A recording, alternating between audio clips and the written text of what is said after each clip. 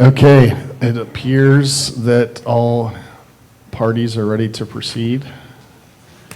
The way I envision this going tonight is that the applicant has one or two or three additional witnesses that they're going to put testimony on direct and subject those witnesses to cross-examination. The township has at least one witness that they'd like to put on direct and subject to cross-exam. Then the objectors have 3 or 4 witnesses, Nate, is that right? I have Mr. Nawn, and then I believe I had 4 or 5 of my clients. 5 or 6 witnesses that they would like to have testify on direct and be subject to cross. We have a 10:30 cutoff. Again, if we have time after all the presentations of witnesses for comments from the audience, we'll open up the floor like we did last night. We do anticipate there'll be at least one more scheduled hearing sometime, possibly at the end of July or August, it sounds like anyways. I also understand there's a number of additional exhibits that the applicant and the objectors would like to present tonight, is that correct? Yes. Correct. And just Yes. Just a reminder to everybody participating, we need to speak into our mics so that the audience can hear us. So we'll start with applicant. Do you have additional exhibits you'd like to enter into record? Yes, I believe I handed them to every member of the board solicitor, the township table, and to the objectors table. And they are Exhibit 15. David, use your mic. Pull it close to you. They are Exhibit 15, which is email exchange between Chad Clayball of C.S. Davidson, the township engineer, and John Schick, the applicant's traffic engineer. Mr. Bransky, do you want to go through these as we go to make sure whether there are any objections?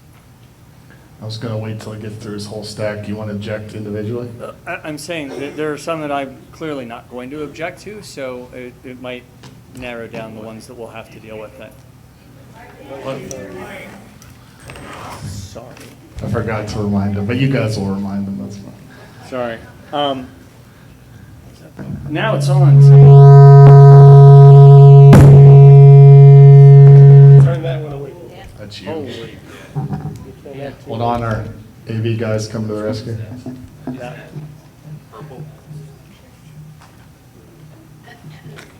How about this? This is not on. In the interim, I'll deal with this one. I was simply suggesting it may be a little easier if we at least not necessarily go into detail on the objections, but I can identify which ones I would be objecting to as they're identified. Okay, I'll ask you then. Okay. And there's no objection to 14 or 15. 15. Or 15. Okay. Hold on, does the township have any objections to Exhibit 15? Okay, keep going, Dave. Okay, and then Exhibit 16, applicant's Exhibit 16 is a letter to Chad Clayball from Chris Schwab, who is is a traffic engineer, I believe, hired by the township. No objection. Any objection by the township to 16?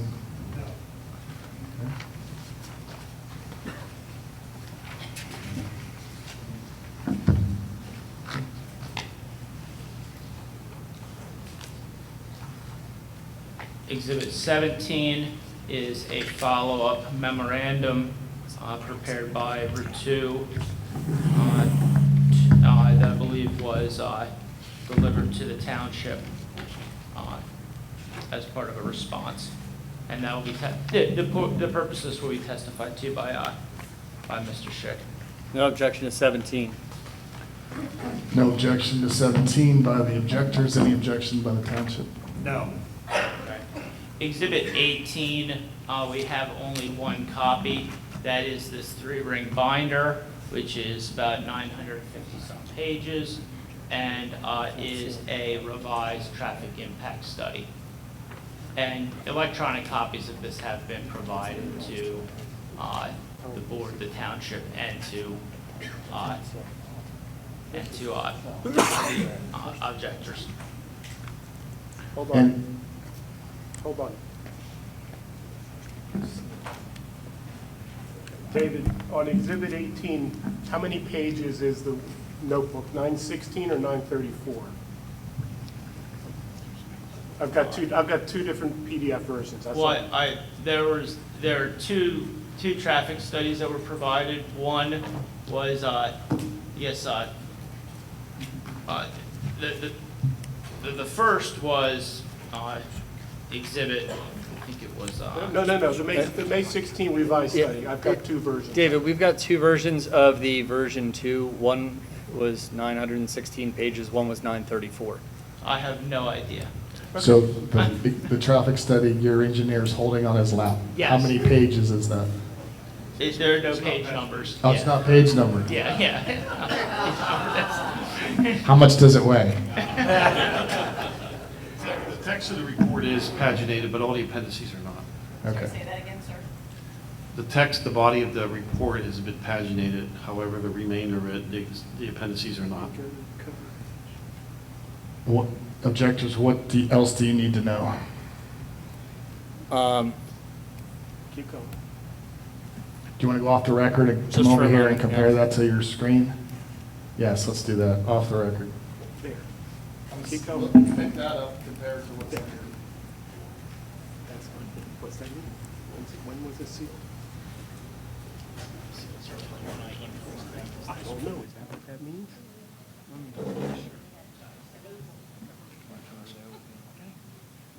Why?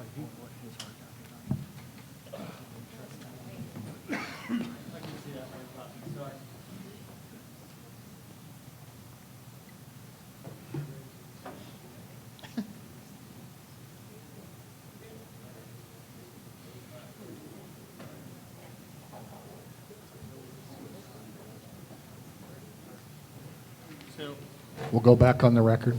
yes. So as to applicant's exhibit 16, excuse 18. me, 18, I'm sorry. There is I'm going to reserve the objection to that one that we can deal with when it's presented in full. So you want to hear more about it before you object? Indeed. Okay. yes. Number 19. Exhibit 19 is a conceptual improvements analysis prepared by Ratu and submitted to the township.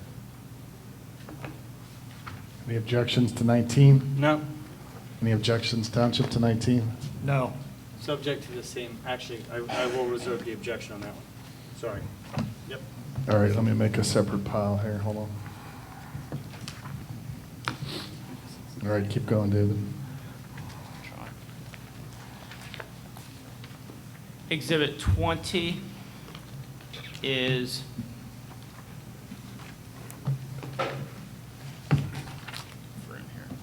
Exhibit 20 is a letter again, from Chris Schwab to Chad Clayball, dated May 22, 2024. Any objections to 20? Nope. Any objections? No. 21? 21 was admitted at the last hearing. Oh, That that's was- right, yes. that's right, okay. Uh, 22. Applicant's Exhibit 22 is an assignment, acceptance, and assumption of contract, currently unsigned, but testimony will be provided that it has been signed. My version's signed. Oh, good. So where'd I get this from? Well, the one that was just signed. Oh, okay. Yeah. Okay. So 22 is signed. Yeah, 22 is signed, and we'll provide signed copies. I'm going to reserve my objection to 22. Okay. 23? 23 is the fourth amendment, the fourth addendum to agreement of sale between Mr. and Mrs. Lawrence and the applicant, dated March 28, 2024. Any objection to that addendum to the contract? One moment. I'll reserve the objection to that. Okay. 24? 24 is a third addendum to agreement of sale between Gertrude C. Shaw Estate, and NOBPA LLC, the applicant, dated April 9, 2024. I will reserve that one as well. Any objection by the township to the last two, I guess I should ask? No. Applicant's Exhibit 25 is a zoning data analysis prepared by Ratu, dated June 26, 2024. Reserving the objection to that. Any objection by the township to that? No. Applicant's Exhibit 26 is a truck parking and staging plan prepared by Ratu, dated June 26, 2024. Likewise, reserving the objection. Does the township any objections to that? No. Applicant's Exhibit 27 is a letter on Travel and Pepper letterhead addressed to Sharon E. Myers at CGA Law Firm, dated October 10, 2023. Objections to the letter? I will reserve it. Township have any objections to the Troutman letter? No. And applicant's Exhibit 28 is the Seventh Amendment to the Joint Deed of Trust of the Lester E. Myers and Ferry C. Myers Revocable Living Estate, dated April 10, 2012. Reserving the objection to that as well. And does township have objections to that? No. Okay, so for the applicant's new exhibits, the ones that there are no objections to them by either party, 15, 16, 17, and 20 will be admitted right now, and then we'll deal with those other ones as it comes up. Objectors, do you have additional exhibits? Do, okay. So objectors 1 has been marked and distributed. It is an October 4th, 2023 letter addressed to Gary Bolus by attorney Sharon Myers from CGA Law Firm. Applicant, any objections to the October 4th Sharon Myers? Yeah, I'm letter? going to reserve objections to that. Township? No. Okay. Or objector number 2? Objector 2 is a report dated June 26, 2024, authored by John Nahn, and that packet consists of a 10-page report, and it is followed by a 5-page curriculum vitae of Mr. Nahn as well. Any objections to O2? I have no objections to objectors 2, and I will also, to save a lot of time here, stipulate that Mr. Nahn is an expert in traffic engineering. Mr. Nahn will be admitted, well, let me ask the township, do you have any objections to Mr. Nahn being admitted as an expert? No. Mr. Nahn will be admitted as such for purposes of this hearing. And that exhibit will be admitted as well. Thank you. Okay, so we have a bunch of exhibits that are potentially objectionable. I propose we deal with them as they come up in the Yeah. testimony. Absolutely, please. So with that being said, we'll turn the floor over to applicant for additional presentation of witnesses on direct, and again, they will be subject to cross-exam. I don't remember if you guys were already sworn in, so let's just renew our oaths as we get started here, because it's been a while. Yeah. solemnly swear or affirm that the testimony you will give will be the truth, the whole truth, and nothing but the truth? I do. Yeah. Just our first witness will be John Schick. Mr. Schick, you're up and you're under oath. Okay. Mr. Schick, you testified at the last hearing, or at the hearing in March,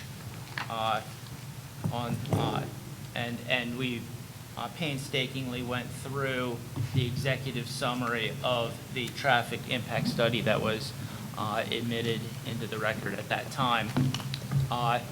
Since that time, have you had an opportunity to review that traffic study with anybody from the township? Yes, we did. And can you explain that review process? Yes, we received a letter from the township's engineer of a review that their township's traffic engineer did of the study. It was several pages of comments.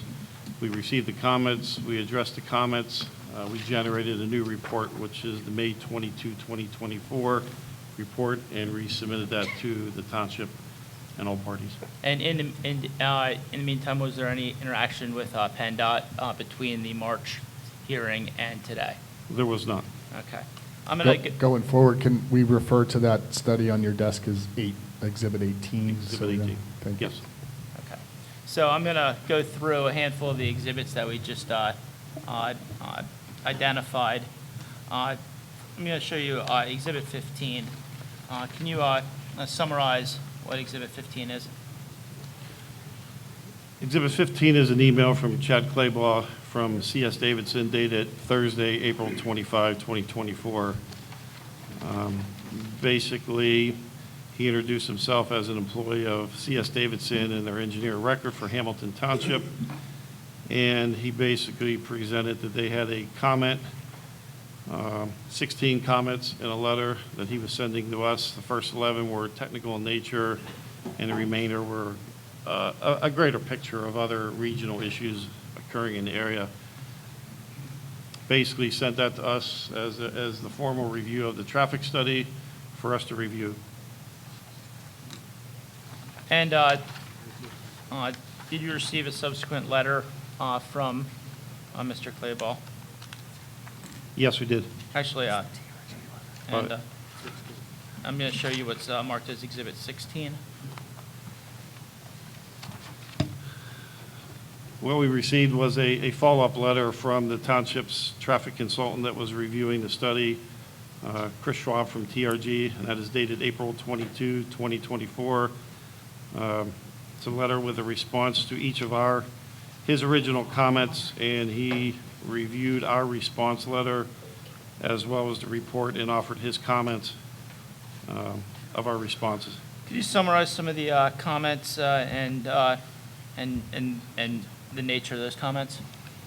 Sure. There was comments, and I guess I could go through them. The first comment was in regard to the trip generation in Table 7.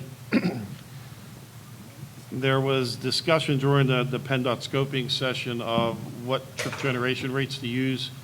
There was quite a bit of discussion of the land use itself at the time, and it's still the same, that the warehouse user is unknown. It was agreed upon at the scoping meeting at that time to use what's considered the ITE Land Use Code 150 warehouse rates. It was also agreed upon that if the use of the warehouse changed to be a high cube or a distribution type of center, that the traffic study would need to be redone basically to use trip generation rates for those types of uses. It was agreed upon also that the applicant post-development, if required by the township, perform an updated traffic study of traffic counts to determine if the trip generation of the warehouse as it's built was equal or in line with what the original assumptions were in the study. So it was a post-development type of study. Again, the applicant agreed to perform that study at the end of the development also. So again, it was discussed thoroughly at the scoping meeting with members of the township, both of the 3 surrounding townships, as well as Adams County Transportation Planning, the applicant, and all of PennDOT staff to move forward with that. Comment 2 was resulting in just a question on the rate or the equation, and that was corrected in the report. Comment number 3 relates to the 2 commercial tracks that are along Route 30. I understand from last night's testimony there was questioning of the exhibit in our traffic study. Exhibit 18 is a conceptual rendering that was for the special exception that shows 8,000 square feet for one of the uses.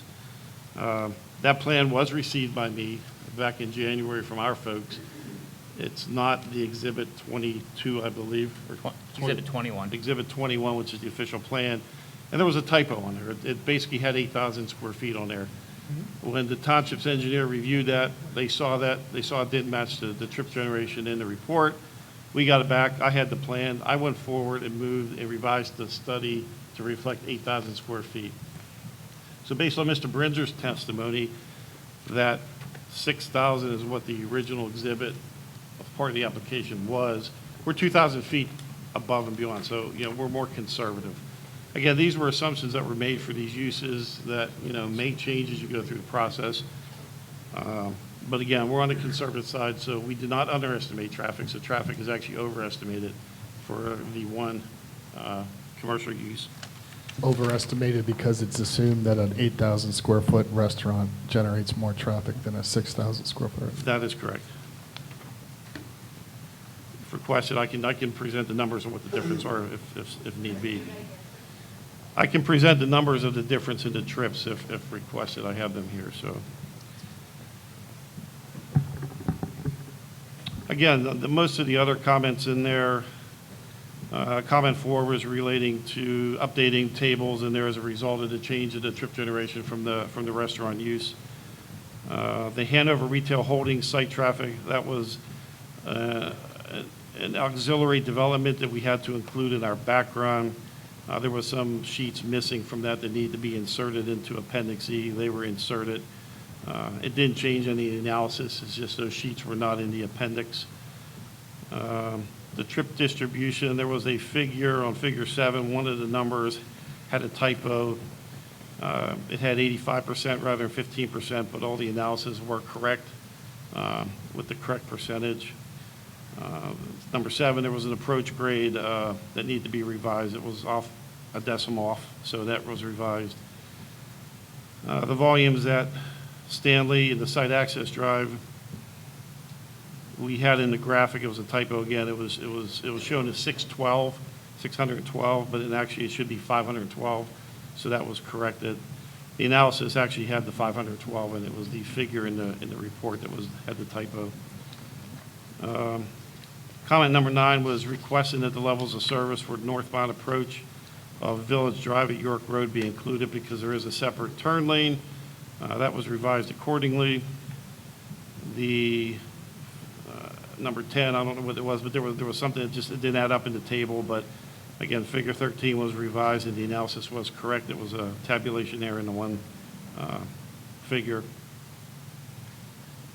Again, number 11, level of service, queue, turn lane analyses, everything should be revised based on all the previous comments. The whole study was, again, revised. A new report was published, and that's Exhibit 18, the May 22, 2024 report. Comment number 12 was the recommendation. In the original report, there was a recommendation for a second northbound right turn at the intersection of 94 and 30. There was some analyses that were done. There was an error in the analysis with the timing plans. I spoke with the Township's traffic engineer. They've done previous analysis at the intersection. They shared files with us to look at timings and what the Synchro and the Vistro files were. We both agreed that there was an issue in the Vistro program for how it was reviewing the right turns with dual right turns. I notified the manufacturer of the software with the error. They are looking into why it generated the results that it did. However, we ran with the numbers based on the Synchro and plugged them into the Vistro the correct way, and it turns out that, again, that the original improvement of the advance or the northbound right turn lane was not warranted. Comment number 13, there were several intersections where the approach level of service, operate level of service E and F. Says the TIS should consider level of service for each approach. It said the TIS shall consider level of service for each approach to and movement through the intersection. The study should include improvement options to achieve acceptable levels of service. We went through and we revised the report to look at those specific intersections that had E or F levels of service, and we came up with a list of improvements that would improve those levels of service.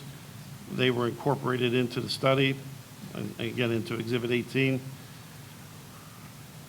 Comment number 14 talks about the proposed site access on Carlisle Pike. Basically, they were recommending the same thing that we were showing.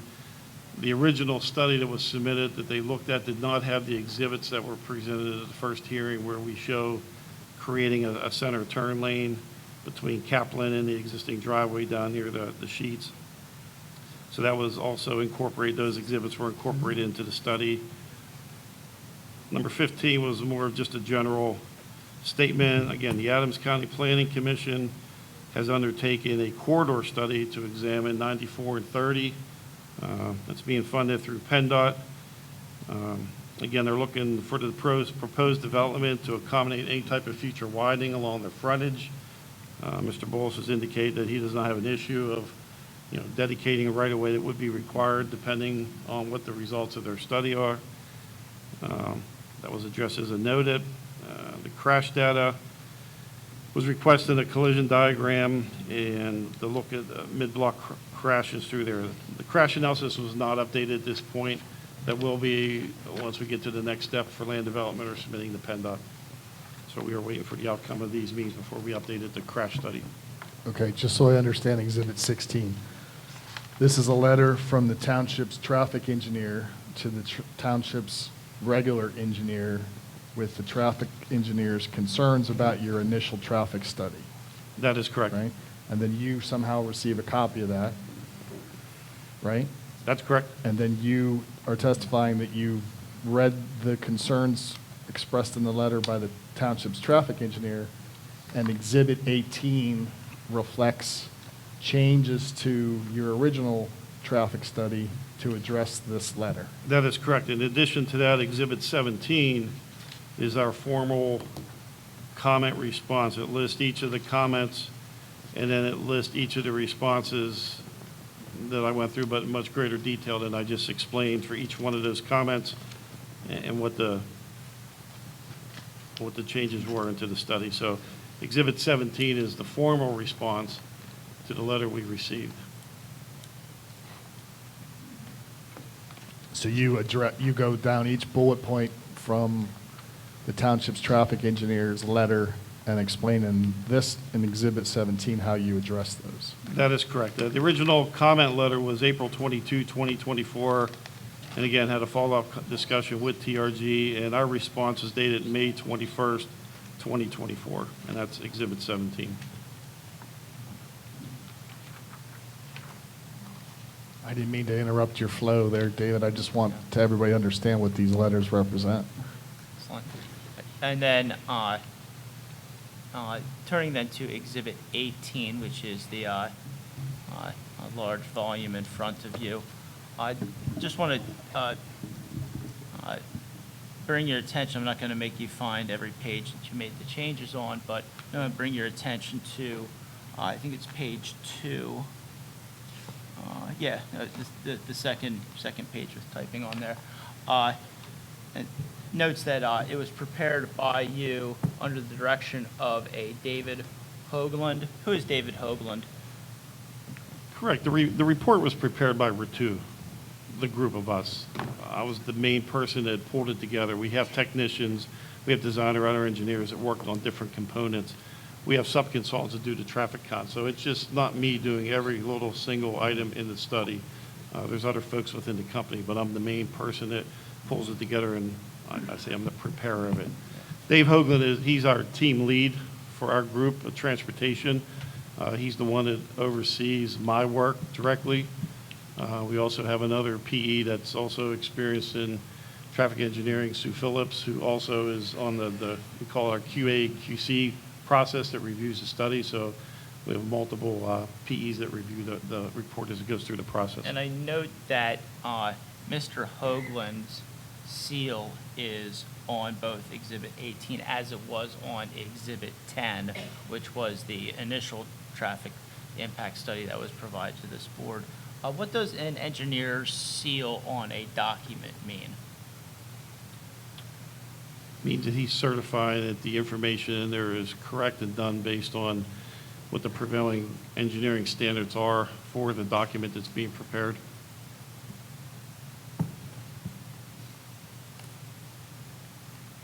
And just for the board's certification, you do the work, Mr. Hoagland reviews the work, and then seals the work. but not necessarily, as his work and as the work of the firm, correct? That is correct. Thank you. And then, moving then on to, yeah, onto Exhibit 19. This is a several-page document. Can you describe what this is?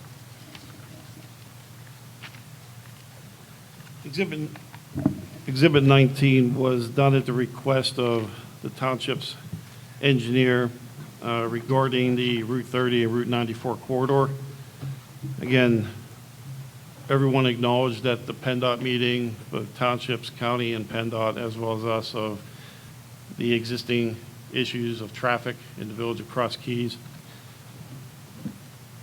It was requested that we would look at what it would take in order to accommodate or to basically fix the issues that are out there today. Our report looks at the intersection itself. PennDOT has specific criteria that we have to look at. And again, as our previous testimony, we went through that, what the level of service of the intersection, how much additional delay we were allowed to produce before needs for improvements were done. This document took, even though we did our projected analyses and determined what improvements were needed, this took it to the next level to basically eliminate all level of service E's and F's that are considered failing. And basically, the results of this, and again, this was just a document that was put together at the request of the Township's engineer. It was not incorporated into the study because we did meet the criteria for PennDOT for level of service. The results of that analysis indicated that an additional northbound Carlisle Pike through lane was warranted. An additional westbound York Road through lane was required. An additional southbound Carlisle through lane was required. And add a 300-foot southbound Carlisle Pike right turn lane. And again, to accommodate those improvements, upgrade the signal and phasing operation of the intersection. As part of that analysis, we provide a level of service table in there. There's also a queue table that determines what the queues are, and queue is the word means stacking of traffic at the intersection from the stop bars. In addition to the analysis, we put together a breakdown of the traffic under a 2031 conditions of basically the amount of traffic projected to go through that intersection in the year 2031, in the AM peak hour, the PM peak hour, in the Saturday peak hour. The total traffic, and again, broken down by what's existing traffic, natural traffic background that's going to grow from when our counts were conducted over a 7-year period. And there were several approved yet undeveloped other development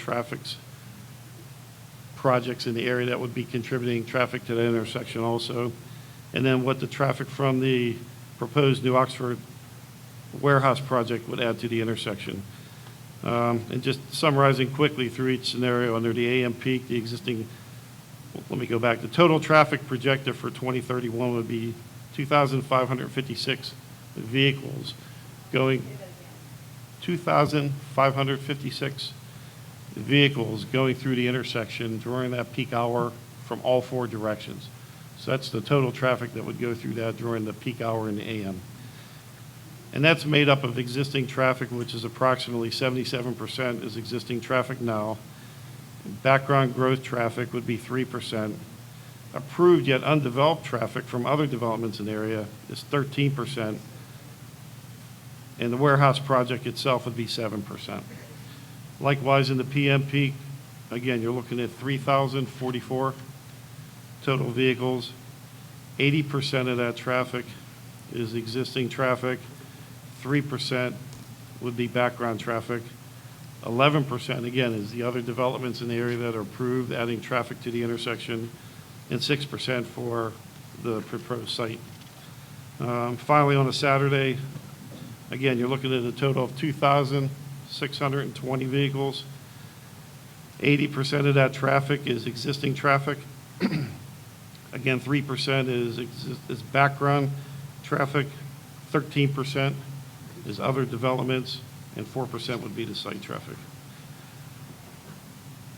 Again, we've made it clear to the MPO and the township and parties that, we're willing to share our information, our analysis, our traffic counts, our traffic models, everything to them to assist them with their particular study. We have a lot of traffic we counted and collected in the area.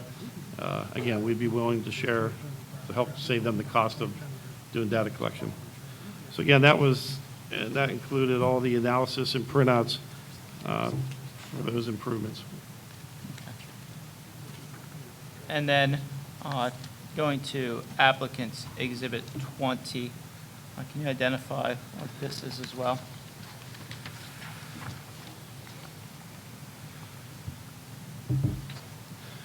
Exhibit 20 is a follow-up letter to Mr. Chad Claybaugh from Mr. Chris Schwab, basically indicating that he has reviewed our follow-up study, and he offers comments on there. And basically, to summarize, considers that we addressed all the comments that were in his original letter.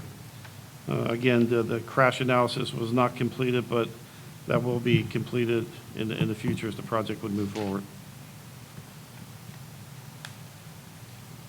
Is a crash analysis required as part of a traffic impact study for the purposes of Section 12036 of the subdivision land development ordinance? A crash analysis is a component of a traffic study. Again, it's a separate document due to the data that's included in there as confidentiality information contained in there that's not for public consumption. It was provided with the initial submission. The engineer was basically looking for additional information on a particular segment of roadway. The information's in there, just wanted more details on a specific corridor. And is it your understanding that information is expected by the township at a future date? Yes. And, Yes. and you're willing and able to provide that information once it's available? Yes, correct.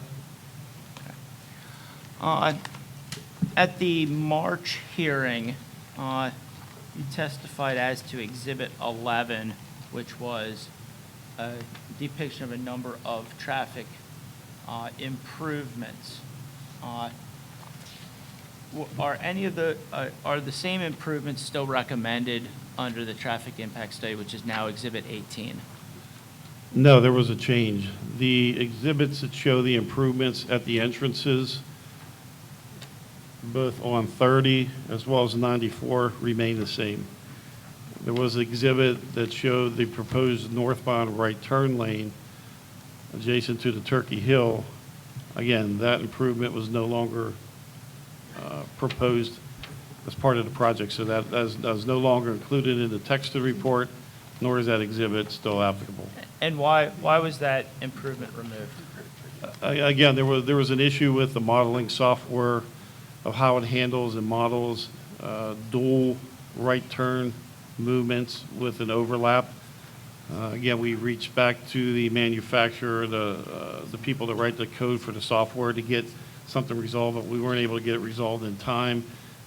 We published a report, so we utilized a different version, a different software, Synchro, which is allowed by PennDOT, and calculate those results.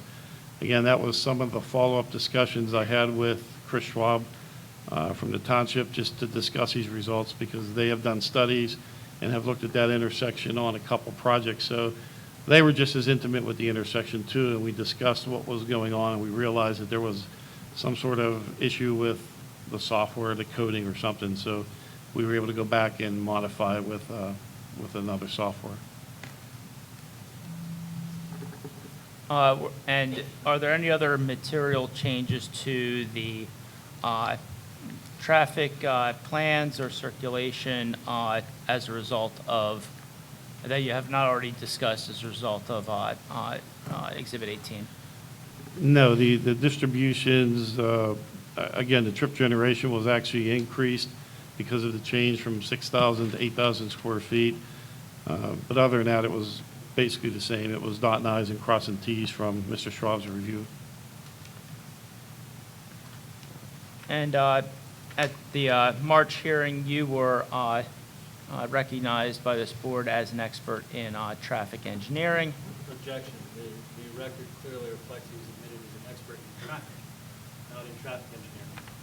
Page 50, line 23, 24. Okay. As an expert in traffic, in your expert opinion, and I believe you testified to this at the last hearing, does the traffic generated by this facility and assuming the improvements that are made, that are recommended in the traffic impact study, does that result in trail and rail access not conflicting with the convenience and safety of vehicular traffic and parking? Yes, I agree. And does the traffic impact study, now Exhibit 18, has that been prepared in accordance with Section 120.36 of the Township Subdivision Land Development Ordinance? Yes. And in your expert opinion in traffic,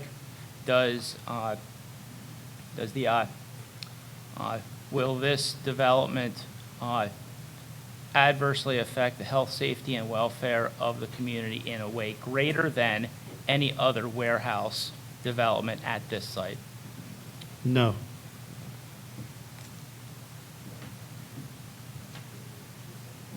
The board's indulgence for a sec? Yeah. Go off the record briefly.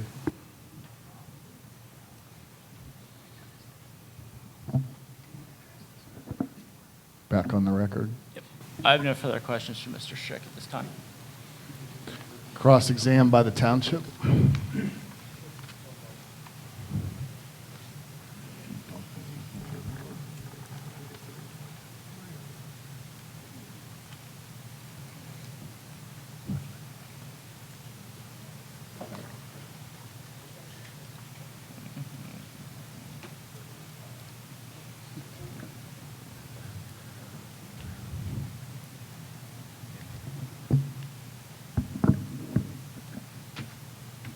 Bransky.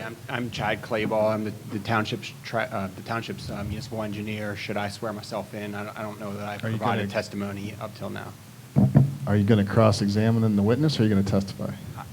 Both. Right now, I do have a question for the witness. Okay, go ahead. You should be sworn in. Go ahead. I'm sorry. Tough crowd. The testimony you will give is the truth, the whole truth, and nothing but the truth. I do. So just to clarify, one thing that I heard was that the comments that were received by the applicant were all addressed. And I want to just touch on that word addressed. The question is, can you define exactly what you mean by addressed? Do you feel that there is any concerns that the township still has at this point?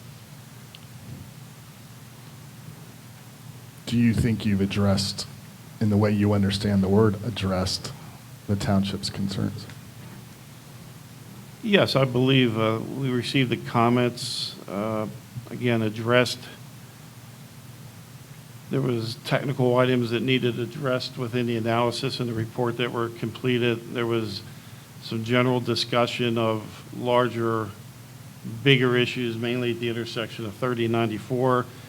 Were they addressed? I think we answered the question of what would it take in order to mitigate the deficiencies at the intersection. Does that address the issue at hand? It does not. It's basically an analysis that shows what would need to be done in order to make the intersection not perfect, but in much better shape than what it is today. Yeah, that's what I was getting after. The original letter had 16 comments. The second letter had 6. So essentially 10 of them have been eliminated. Those have been formally addressed and eliminated. So we're down to 6 concerns that we still have. So I just wanted you to be clear what we mean by that addressed. It's not that the township doesn't still have any concerns with traffic at this point. So there was an additional letter from your office, right, with 6 bullet points on it. Was there a response letter back to that saying how those 6 would go away? Or is that still up to them to deal with? Those 6 comments are outstanding at this point, and that is Exhibit 20 that was just presented, and is the May 22nd letter. Okay, so when it's the township's opportunity to give direct testimony, I'd like you to address what 6 are still open. Absolutely. Okay. Any other cross from the township? No, sir. Okay. Cross-exam by objectors?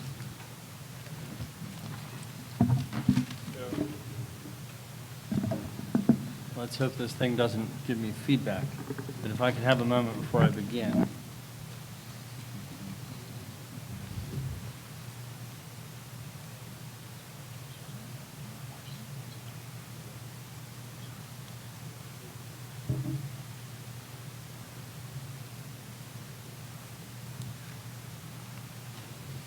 If I can have a moment off the record.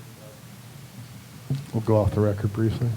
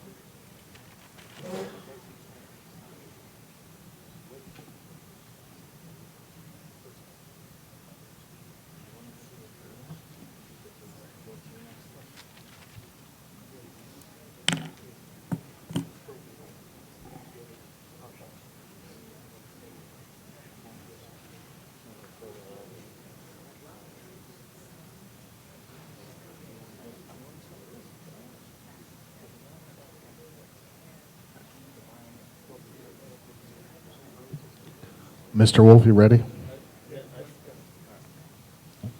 Please proceed. All right. Mr. Schick, you have testified that the traffic impact study was prepared primarily by you under the supervision of Mr. Hoagland, correct? Yes, and others. Okay. And what are Mr. Hoagland's qualifications in terms of traffic engineering? He's the lead of our transportation division, so he's knowledgeable in all facets of transportation. He's does bridge, he does highway, he's involved with traffic. Okay. According to your website, he has expertise in bridge design, inspection, highway design, and municipal engineering, with experience managing projects from PennDOT. There's no specific reference to traffic expertise for Mr. Hoagland, but for design of highways. Is that an accurate reflection of what his qualifications are as per your firm's website? That's an overview. He does much more than that. Again, as you indicated with PennDOT projects. Okay. Again, each PennDOT project has specific traffic components, traffic signalization, studies of intersections. Okay. So he does prepare and is involved with those. It doesn't go into that level of detail on our webpage. Okay. So how closely does Mr. Hoagland review the work that you prepare? Very thorough. He reads the report. We sit and we discuss the analysis. We also have a third-party peer review from Sue Phillips, who's a PE in our office, who also is a traffic engineer. So between us, we review, we get comments, we discuss them. So I'm going to draw your attention to the title page of your Exhibit 18. And I note that it says that this is the New Oxford Logistics Center Traffic Impact Study, Transportation Impact Study, excuse me, and that it indicates that it was prepared February 28th, 2026, which obviously appears to be a typo. And this one notes that it was revised May 16th, 2024, so revised 2 years before it was written. But Your signature appears on that page, correct, sir? Correct. And below that, it indicates that there is what appears to be a scanned signature from Mr. Hoagland, correct? It's correct. Okay, and are you familiar with that as professional engineers, that whenever a document is sealed, it's supposed to be sealed with the date that it was done? Okay. The original date that it was sealed is the 2/29/24. You're saying that it was sealed on 2/29/24. It wasn't sealed after that, was it? No. it was Okay, not. so the revised traffic impact study, the version 2, Exhibit 18 that you've been testifying from tonight, has not been sealed by your supervising traffic engineer, It's correct. okay? And you're familiar with the provisions of the ordinance, correct? Yes. And if you look at Exhibit 14, subsection 14 itself provides that the applicant shall furnish a traffic impact report prepared by a professional traffic engineer in accordance with 120-36 of the Township Subdivision Land Development Ordinance. Is that right? It's correct. Okay, and 120-36 of the Saldo likewise requires it to be prepared by a traffic engineer. Is that right? Correct. And that the traffic engineer, as defined under the Saldo, has to be qualified to prepare that document. A professional engineer registered in the Commonwealth of Pennsylvania. Is that right? It's correct. And so Exhibit 18, Version 2, is not prepared by a professional engineer registered by the Commonwealth. Is that an accurate statement, sir? The study was never prepared by a PE. It was prepared under the direction of a PE. Okay, but we don't have a sealed study for Version 2, correct? It's correct. Okay. Now, I am sure that there will be an effort to try and correct that mistake tomorrow, but for today, that's where we are. Okay, so let's talk about how you came up with Land Use Code 150 and what the observations were as to Land Use Code 150. What is a 150? 150 is the warehouse definition in the Institute of Transportation Engineers, the land use code for a warehouse. Okay, and there are certain characteristics of that that are related to size, related to operations, related to any number of facets of how that particular type of use works, correct? It's correct. And among those has to do with the level of automation in a particular facility. Is that right? That's correct. Okay. And you have testified tonight, I know that on prior occasions you had testified, and that Mr. Bolles has testified, the tenant has not been identified. Is that right? That's also correct. Okay. So, in a 621,000 square foot building that is 35 feet tall, are there multiple floors proposed for this building? Or is it one single story open area? To the best of my knowledge, one story open. Okay? And when you have a building of that height that is open, it's anticipated that there will be at least some amount of automation in that building, correct? I'm not a warehouse designer, so I don't know how individual users would automate or their racking systems, how that would work. So again, the individual tenant that would take operation of it would be able to define that. But as a traffic expert, as you've been admitted in this case, it's your job to select the correct land use code to match the parameters of the design that your firm has come up with, correct? That is correct. And again, that was included and done during the scoping stage with PennDOT, the townships, and the county, because there was a lot of discussion at the scoping meeting regarding the use and who would be there. And again, the PennDOT decision was, because it's an unknown user at this time, is we use the standard 150 rates. So If, I'm sorry, I need to interrupt you for a moment. During the course of the scoping process, there are, isn't it true that PennDOT generates comments in what are called cycle responses? it's correct. Okay. In Exhibit 18, where you have provided the correspondence under Appendix A. In the electronic version that I have, that appears as page 58 of 934. And you have a comment letter, a comment response letter that's actually kind of similar to your Exhibit 17, but that has a date of May 14th, and that refers to Cycle Hamilton Township TIS Review 1. After that, you do have an email from e-permitting, but you don't include the cycle comments generally, correct? Can you I'm not sure what you're asking. You don't have the cycle comments you've received from PennDOT included in your traffic study, correct? They may not be in there, but they're listed with the comment response letter because PennDOT requires each comment to be addressed individually in detail, and that's what our response letter includes those. So which response letter was that? Which one are you referring to when you say a response letter? I'm looking at the very first one in Appendix A, which were comments dated April 22, response dated May 14, 2024.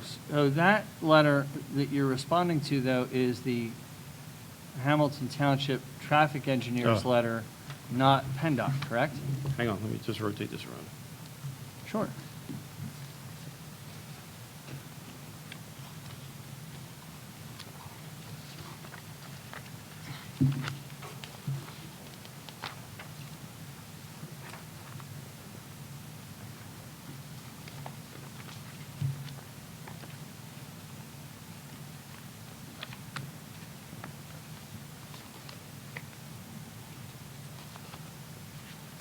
Yes, you're correct on that. Let me get to the right page.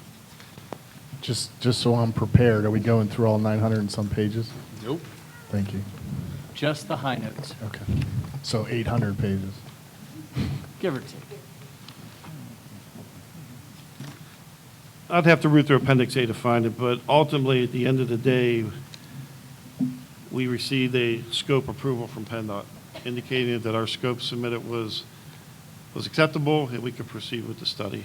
Well, actually, to be clear, sir, and this is the email that I believe you're referring to from February 16th, 2024, that is from e-permitting help, and it indicates that you have had conditional approval, and that comments have been uploaded in the attachment section. You can proceed, but if you don't address the comments, then your TIS is going to be returned without review.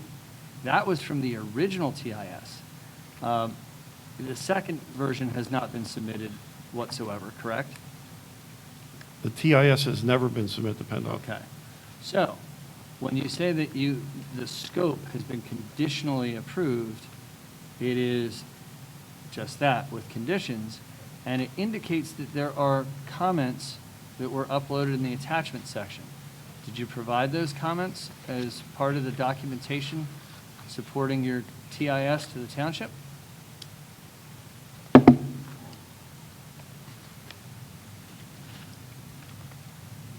I'll save the drama. They're not there. Okay. Okay? So, and you have the meeting minutes. The meeting occurred, that you referred to, on July 17th, 2023, correct? That's correct. At that time, the minutes weren't prepared until December 19th, 2023. Is that right? That is correct. Okay. And in that interim, there was a prior iteration of this plan submitted to the Township Zoning Hearing Board that was rejected. And some additional work was done. The revised plan was submitted, and this process had begun, but hadn't even been scheduled for a hearing at that point. Is that a fair chronology? Yes. Okay. And in the interim, you completed the TIS, the first version, and submitted it with the application, right? To the township for the hearing, correct. Okay. So when we looked at the version that, when PennDOT looked at the scoping, were they looking at the prior version of the plan that the zoning hearing board considered last year, or were they looking at the current version of the plan? It was the original plan. Okay. You've relocated the driveway along 94, correct? As a result of the hearing as well as PennDOT, correct? Okay. So you've relocated where the intersection on Route 30 is to line up with Stanley, correct? Correct, as per PennDOT's direction as well as the townships. Okay. And so you may have made those changes, but what I'm asking you is, was there a subsequent meeting with PennDOT after those changes were made to confirm that the new general site design was going to be acceptable within the scope of their conditional acceptance? No, there wasn't, because again, we followed what their direction was. The direction on 30 was it had to be aligned opposite of Stanley. Again, there's always been 2 points of access into the site. It was just a matter of shifting them to where between the township and PennDOT wanted it. The one on the north side on 94 was moved as part of the elimination of one of the variances of crossing in the wetlands. So in order to eliminate or minimize any crossing in wetlands, the driveway had to be pushed to the south. As well as from testimony we heard at the original hearing of if the driveway was opposite, there was a residential unit across the street, I believe, and they were concerned with headlights shining in there. So again, the driveways were relocated as a result of what we heard from testimony, as well as feedback we got during the scoping application from PennDOT. And you wanted that driveway farther north when you began because you wanted it to be as far away from the Cross Keys intersection as it could be, correct? That was initial discussion we had, and when typically working with PennDOT, that's normally what they want to see. They want the driveways as far as possible from intersections. So again, normal protocol with PennDOT is to establish those driveways as far as north or far away from any intersection as possible. Again, because of the issue with the wetlands and crossing through wetlands, that variance wasn't going to be able to be obtained. The driveway was moved, so it would completely eliminate any of those environmental concerns. So we were basically locked into one position on 94 to show that driveway. All right. So, did you prepare the minutes from that meeting? Yes. Okay. In it, you referenced Mr. Brinzer's note to that the Planning Commission had given a positive recommendation. The only thing was a informal review of a sketch plan, isn't that right? By the Planning Commission? To the best of my knowledge, I was not present at the meeting. Mr. Brinzer was. Okay. And to your knowledge, this version of the plan has never gone to the Planning Commission, is that right? Based on testimony and to the best of my knowledge, that's correct. Okay.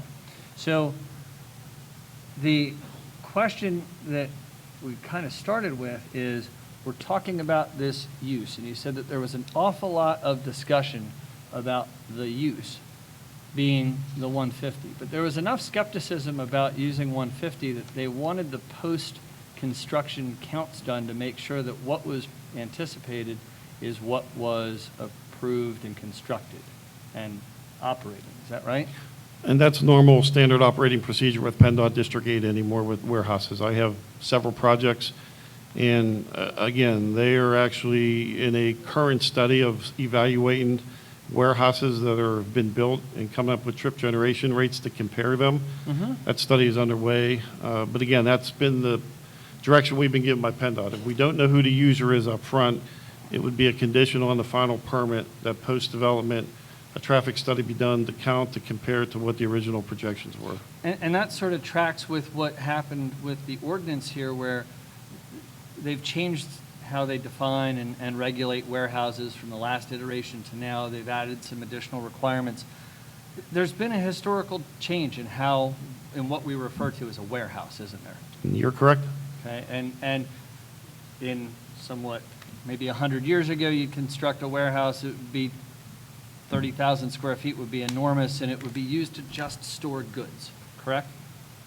And that still exists today. Okay, but the ITE definition that came out and that's been in place certainly since the 10th edition of the ITE Trip Generation Manual talks about buildings that are not largely automated, correct? It does. Okay. Are you familiar with any builds over, say, 500,000 square feet in the current market that are not highly automated facilities? I've seen some highly automated with lower employees, and I've seen others that are less automated with much higher employment, people working. Can you give us some specific examples of what you're referring to? Are the latter ones really warehouses, or are they assembly centers? And again, when these warehouses are built as spec buildings, when there's no tenant, a particular developer or owner may come in and partition it into 3 separate users. So Okay. it may be a smaller one, such as a plumbing supply, HVAC type of warehouse, where they store ductwork and different things. So it's more for storage, so it is your traditional storage. Okay. And again, that's the purpose of going back to do these post-development studies, because again, the level of automation between warehouses varies. There's no simple formula that says every warehouse is this much automation, this many employees. Well, there certainly They are vary. characteristics of the building size and design that would lend themselves to higher levels of automation, correct? That's correct. And again, that's the caution that PennDOT threw out there and the township threw out there to conduct that post-development study. And so when we have a building that, for instance, does not have dock doors on both sides, lends itself to a single tenant more than multiple tenants, is that right? I can't answer. I'm not again, I don't develop Okay. these and understand the warehouse user, what their needs are. So what are the characteristics for a land use 150 as compared to a 155? Again, a 150 I'm calling it a generic warehouse. Okay. And again, that's because we don't have a specific tenant. That's the process we go through with PennDOT. Unless we know a specific tenant and what their final use of the facility is going to be, 150 is the standard operating procedure with a follow-up study. Okay. So, and obviously, the township's traffic engineer, by virtue of the letters that you have testified to already, and the nature of the concern that was raised in the question from the township's engineer, this is still very much an outstanding and remaining concern, isn't it? I can't answer on behalf of the township. From what you've seen and what you've received from the township, it is a matter of continuing concern to them. I don't know if I'd use concern, but it's an item that has to be addressed upon completion, either from PennDOT and or the township, so. Okay. But the township doesn't have any authority over your highway occupancy permit. It's only your use and occupancy permit, correct? No, they have authority. In order to receive approval of our traffic impact study, we need the township to furnish us with a letter that they accept, and the word accept must be in the letter of the improvements that are proposed in the study. Likewise, when we get to the HOP stage, we need to have a letter that has the word accept in the letter, that they accept the plans that are designed, that they match the improvements. So older days, they used to say we acknowledge it. Now PennDOT District 8 wants letters that say accept. Okay. So until the township accepts what's in the study, again, we never move forward to the HOP stage until that acceptance letter is obtained. Okay. So when I asked you about the characteristics of a land use 150, do you know what the ITE trip generation manual has an average size of a land use 150? Not off the top of my head. 292,000 square feet. Does that sound right? Could be 299. So about 47% of the larger building that's proposed for this site. Correct? That's correct. Okay. Do you know what the top end of the land use 150 is according to ITE trip generation manual version 11? I don't, but I think you know it. 560,000 square feet? Okay. Okay, this is larger than that by about 23%, So, correct? Correct. Okay. So the building that's proposed for Lot 1, probably much more likely a typical 150 than based on that size range, correct? Again, that's the reason for the post-development study. If a known user is not known, PennDOT's procedure is to use 150 and follow up with the post-development study to verify. Is that a written Valid. policy that you've seen?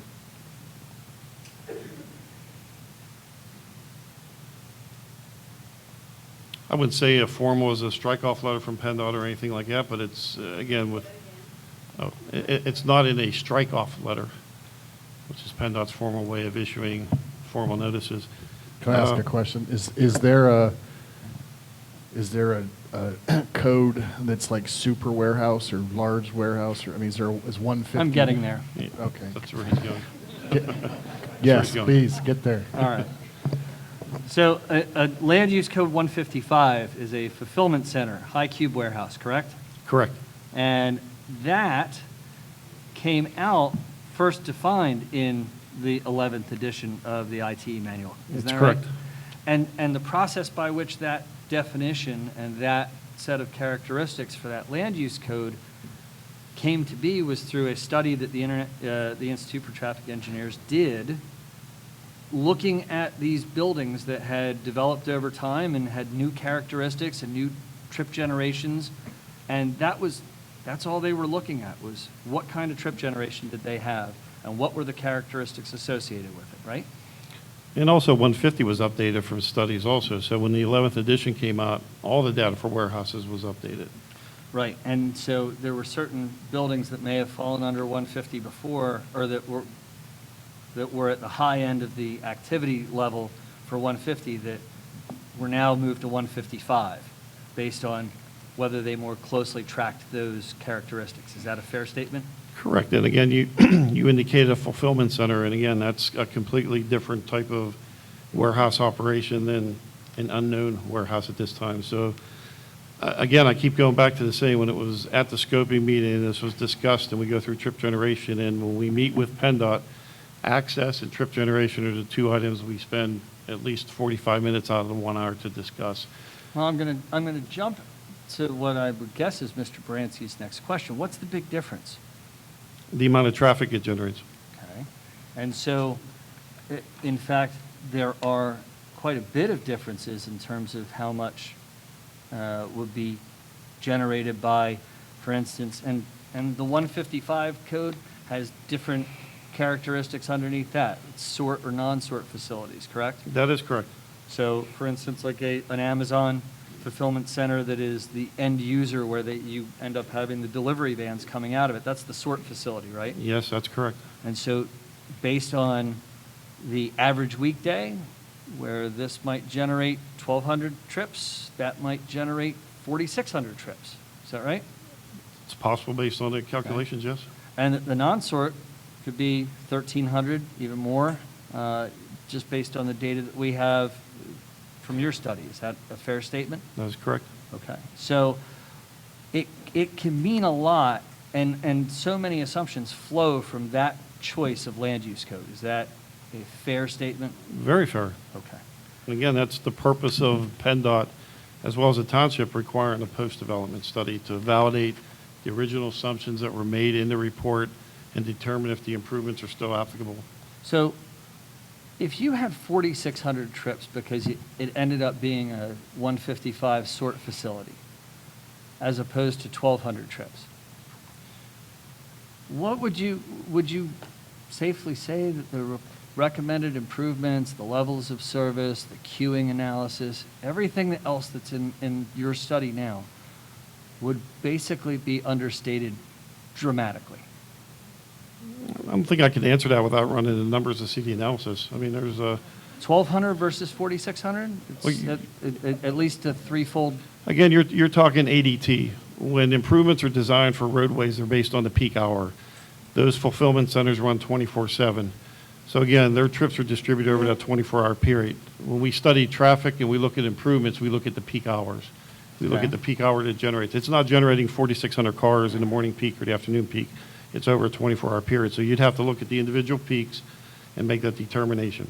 And Okay. again, without knowing the end user, I can't make that assumption of that's what the user's going to be. So, and I recognize that you don't know who the end user is, but who do you rely on getting the information as to who this facility might be marketed to know whether or not it's going to be marketed to an Amazon, a UPS, a FedEx, versus Fager's warehouse that was built in Dillsburg, a HVAC plumbing warehouse that's a much smaller footprint than a 600,000 square foot building?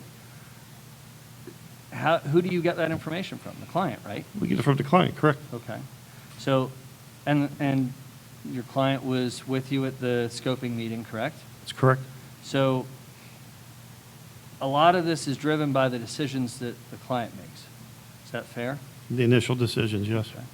So is it fair to say that the only way that we would be able to have any real, concrete support to know that 150 was the correct code would be to have a condition on the approval that would limit it to that type of use and that level of activity? Is that a fair statement? The approval would be based on the number of trips that were originally projected to be generated from what's in the study. So again, whatever use comes in, if the building is divided into 3 or into half and multiple users are in there, it's like a checking account. You're approved for X amount of trips. As users come in or one use comes in, if it exceeds it, then that's the safety net that the township and PennDOT have to go back to require a study. Okay. As the applicant's traffic expert, are you likewise responsible for the generation of the required or the anticipated or estimated numbers of required parking spaces based on the square footage of the building, or does that fall on other members of the team? The other members of the team, Mr. Brinzer and his team. Okay. Do you use the ITE software that helps to determine what number of parking spaces would be required or truck spaces would be required for warehousing? The parking generation that's prepared or produced by IT, yes, we do. Okay. But you don't use that software? You have somebody, Mr. Brinzer, do that, for instance? I've used it, and I do use it, but Mr. Brinzer, his team of folks use that more often than I do because a lot of ordinance now are reverting from getting away from ratios to using the ITE, so it's becoming a standard tool that they use when they develop parking. Okay. Would you agree with me that you wouldn't want to overbuild parking facilities typically as a practice when you're designing a building? I don't know if I can answer that. I mean, I'm not in the land development expert, so I don't know. You know, they determine the number of parking spaces, truck docks.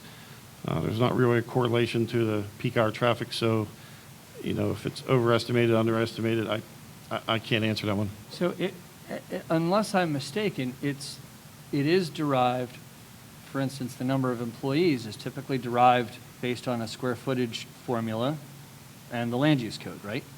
That's correct. Okay, and then the trip generation all derives from that square footage and land use code. That's correct, but from the parking generation end of it, that is derived based on parking studies where accumulation studies are done because they may have a shift offset.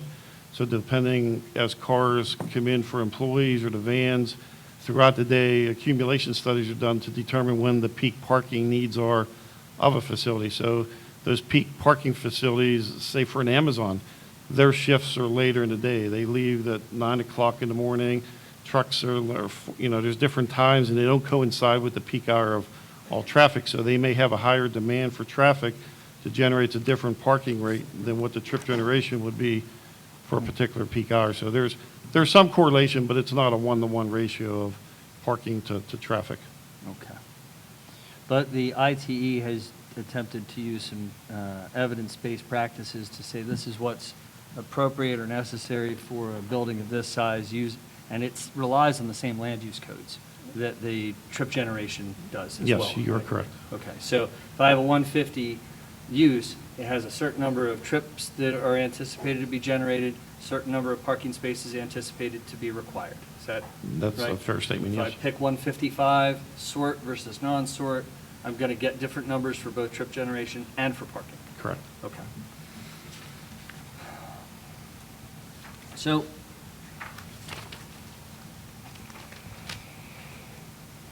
you talked about the actual study itself and the amounts of, or the levels of service of existing conditions. And I want to back up for a moment, though. At the beginning of your testimony, you talked about a comment letter from the township a first comment letter and your response. Was there a comment letter that you had from the township's traffic engineer before the April 22nd version? It was quite early on that I made these notes that you said the first comment letter and the response, and then you started talking about the April 22nd and your response to it dated May 21.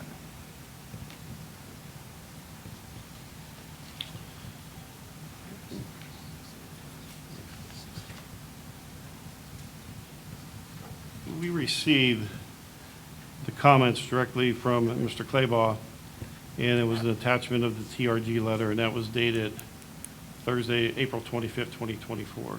Okay, so that's the first information you received from the township's traffic engineer, or the township engineer, the traffic engineer via the township engineer. That is correct. Okay, so Nothing before that. nothing before that. But I shouldn't say nothing. As we went through the scoping process, there was conversations and discussions with scoping, but again, nothing specific on the study itself. Okay. One of the things that was noted in the scoping was the fact that there has been no provision made for future development of the property at the corner, the adjacent properties that are at the northeast corner of Cross Keys intersection. Is that right? That is correct. And there was some discussion about the potential for a development of a Royal Farms, and in fact, the site plan provides for a stub that would go to the property boundary adjacent to that land. Is that right? That's correct, and I was actually employed by the BL companies to do the traffic study, and I was involved with that traffic study. Okay. And at the time that you testified in March, that was still a pending plan, right? Yes, you could say it was still pending. Okay. And I believe that was actually your testimony, Well- that it hadn't been withdrawn at that point, but it had been shelved. It wasn't officially, but our contract was ended because they no longer wanted to pursue it. They offered and supplied the township with an official letter at some point in the future. I don't know the date, but Okay. from our end, the project was on hold So- well before that. Does your study take into account any potential future use of that previously developed site? No, it does not, and it's not a requirement to be included. Well, the question that I'm asking you is not whether or not it was required, but whether or not it would be helpful for the township to understand what future effects and what the levels of service are going to be, assuming that that property is redeveloped, since it has been in the past. No one's on board to indicate what could be developed there. It's in a commercial zone district. There's a whole array of different types of uses that could be developed there. That's again, the policy with PennDOT is if it's not an approved HOP or a project in the pipeline, it does not need to be included. We run the risk with our study, if our study moves forward, they come in with a plan and for some reason they leapfrog us and they get approval before us, we need to go back and revise our study to include their traffic. So when you referred to projects being in the pipeline, if in the next month or so, an applicant were to come into the township with a zoning approval request, that this study wouldn't take it into account, but potentially it could get land development approval if it was a permitted use, and then it should be considered, correct? If they came in with a plan, they would have to follow the same process we did. They would go through the scoping process, and PennDOT would require, as well as the township, require them to include our traffic One in their moment. study. My point was that in getting township approval, not necessarily PennDOT approval, because it has existing site driveways on that site, correct? They're not permanent, so in PennDOT's eyes, they don't exist. Okay. But nonetheless, the project, a permitted use could be submitted for land development approval, subject to obtaining a highway occupancy permit, and that would be what you referred to as in the pipeline, even if it wasn't at PennDOT yet. Is that right? Say that again, you kind of lost me there. If they come in with a plan, That doesn't require an HOP except as a condition of approval because it's a permitted use as opposed to a special exception like we're here for now, or it doesn't have that additional level of scrutiny, they could get a land development plan approved and then submit to PennDOT, right? No, they would need to have a PennDOT HOP to have access onto a state highway, and it's bounded by two state highways, so there's no way that they could get legal access to the state highway without going through the same process. They may get land development approval, That's what but I'm if they asking. never get an HOP, they can never go out and build it. But land development approval is what you were referring to by in the pipeline, isn't that right? Land development and/or HOP approval. Okay. Again, the All right. projects that we include in our background are all projects that are approved and either under construction or have valid permits. So that's why they were included as our background traffic. All right.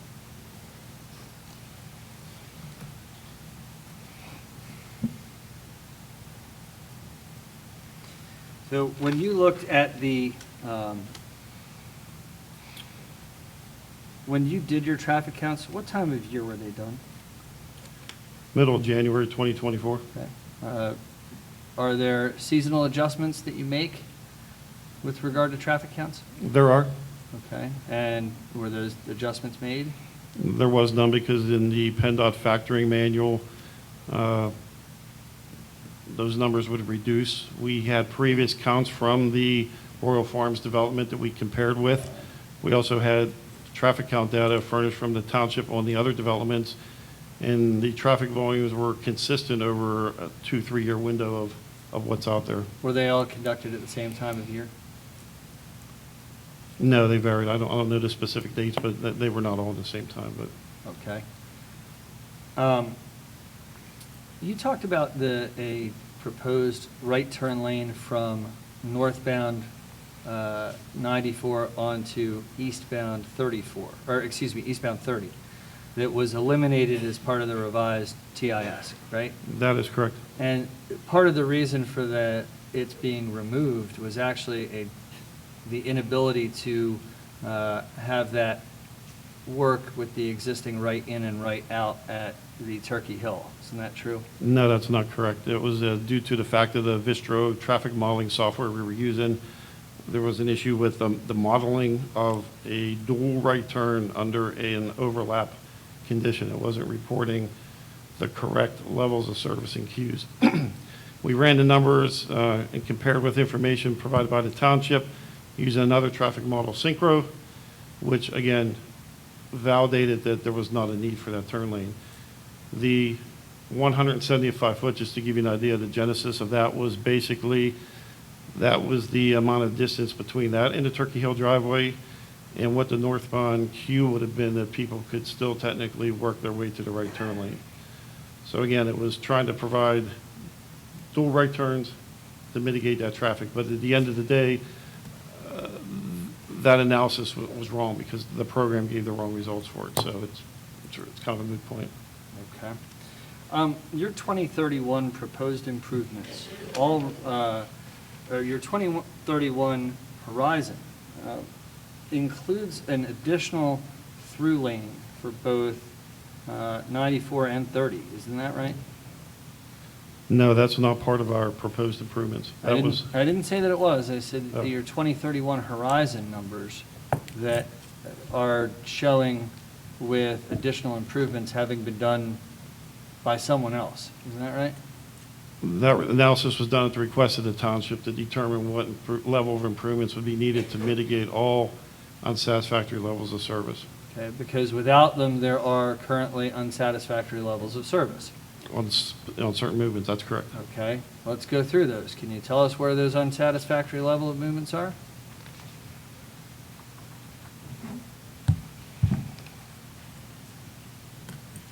I'm referring to Table 13, which is, again, Horizon Year 2031, page 18 of the text.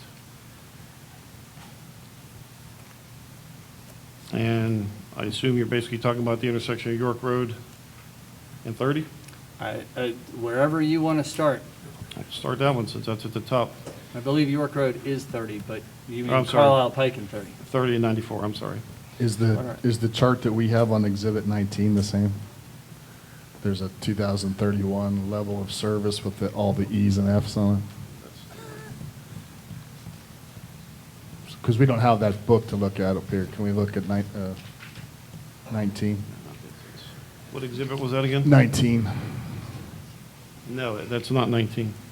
It's not the same? No, that's a different analysis. You're referring to the original TIS, correct? I'm referring to the revised TIS, the original TIS, wherever the failing levels of service were, that's what I wanted you to make sure that the board understood. We'll pick an exhibit so we know what you're looking Yeah, at. just, I was looking at Exhibit 18, I'm looking for, I recognize the fact that there was certainly concern over failing levels of service. Exhibit 10 will likely have a similar chart. My only question was, if you're going to look at a chart, and we don't, since we don't have the binder, does 19 work? And if it doesn't, just go with that, we'll just go without. So go ahead.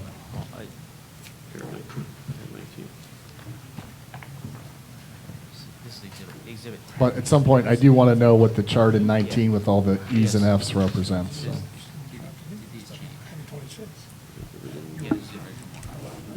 I believe Exhibit 19 does show the proper information.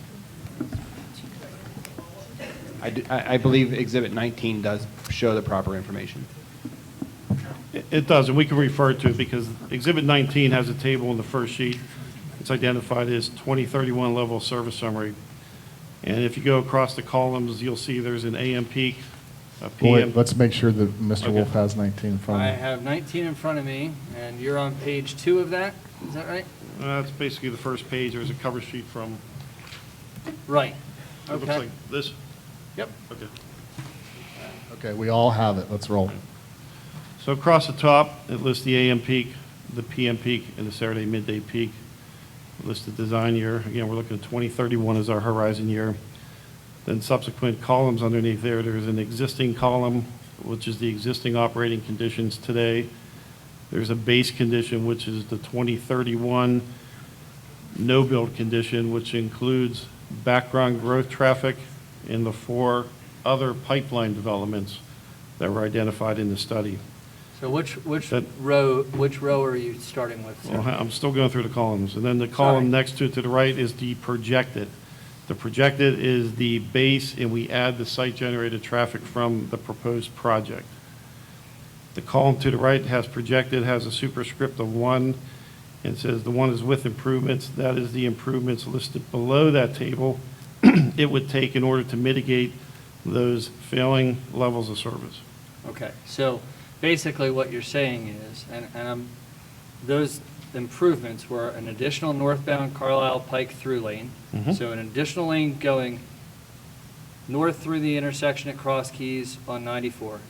An additional westbound York Road through lane, so one going from New Oxford towards Abbottstown. That's correct? An additional southbound through lane, an additional 300-foot southbound right turn lane, so next to the sheets going toward New Oxford. Yes, that's correct. And then, of course, upgrading traffic signal timings and phasings. That's correct. So those improvements are nothing that is being proposed in your study, correct? That's correct. Those off-site improvements are not included. Okay. So currently, you have failing levels of service in how many movements in the AM peak hour? 3, Okay, and what are they? the westbound through movement, Mm-hmm. the northbound left turn movement, and the southbound movement. It's the right and the through are a shared movement, so it's one lane. Okay. And there's also a westbound approach, right? A southbound approach in the bottom westbound APP.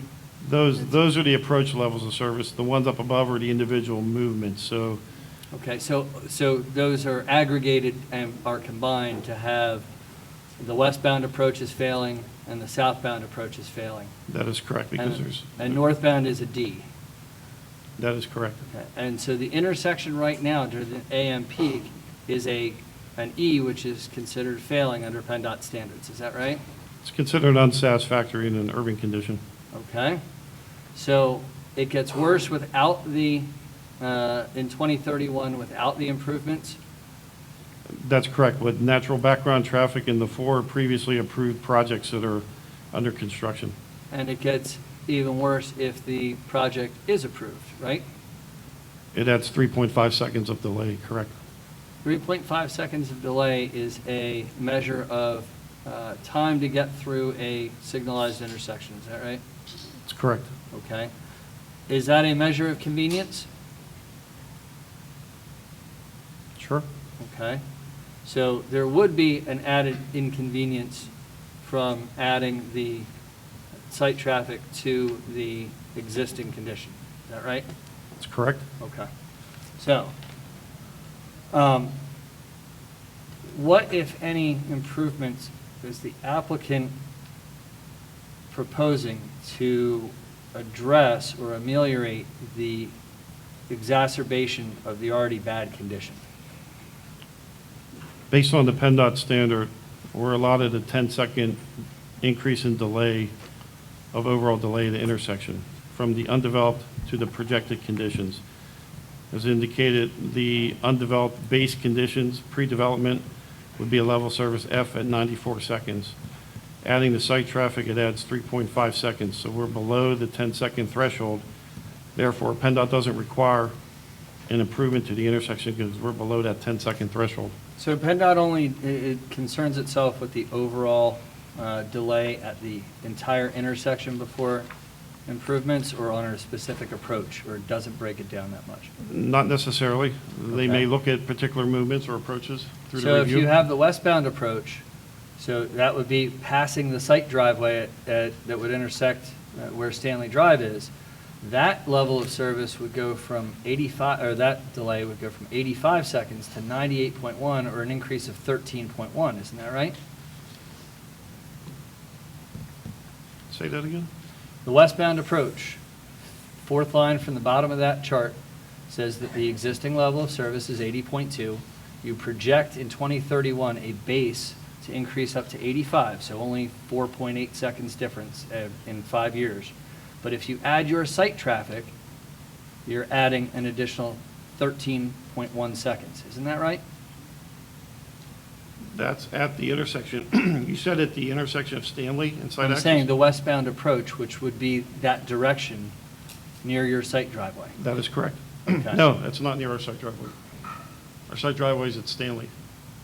But when it's the westbound approach, that's the direction approaching Cross Keys closest to your site driveway. Is that right? Correct, but if you go to the traffic study exhibit, there's specific intersection level service for the intersection of York Road, Stanley, and the site access with development traffic at it. But I wasn't asking you that question. Well, you're saying that the traffic Well, is... ask him what westbound approach on the chart means. Was somebody telling me so? Westbound approach is at the intersection itself, so it's basically approaching the intersection. It's not, From where to where?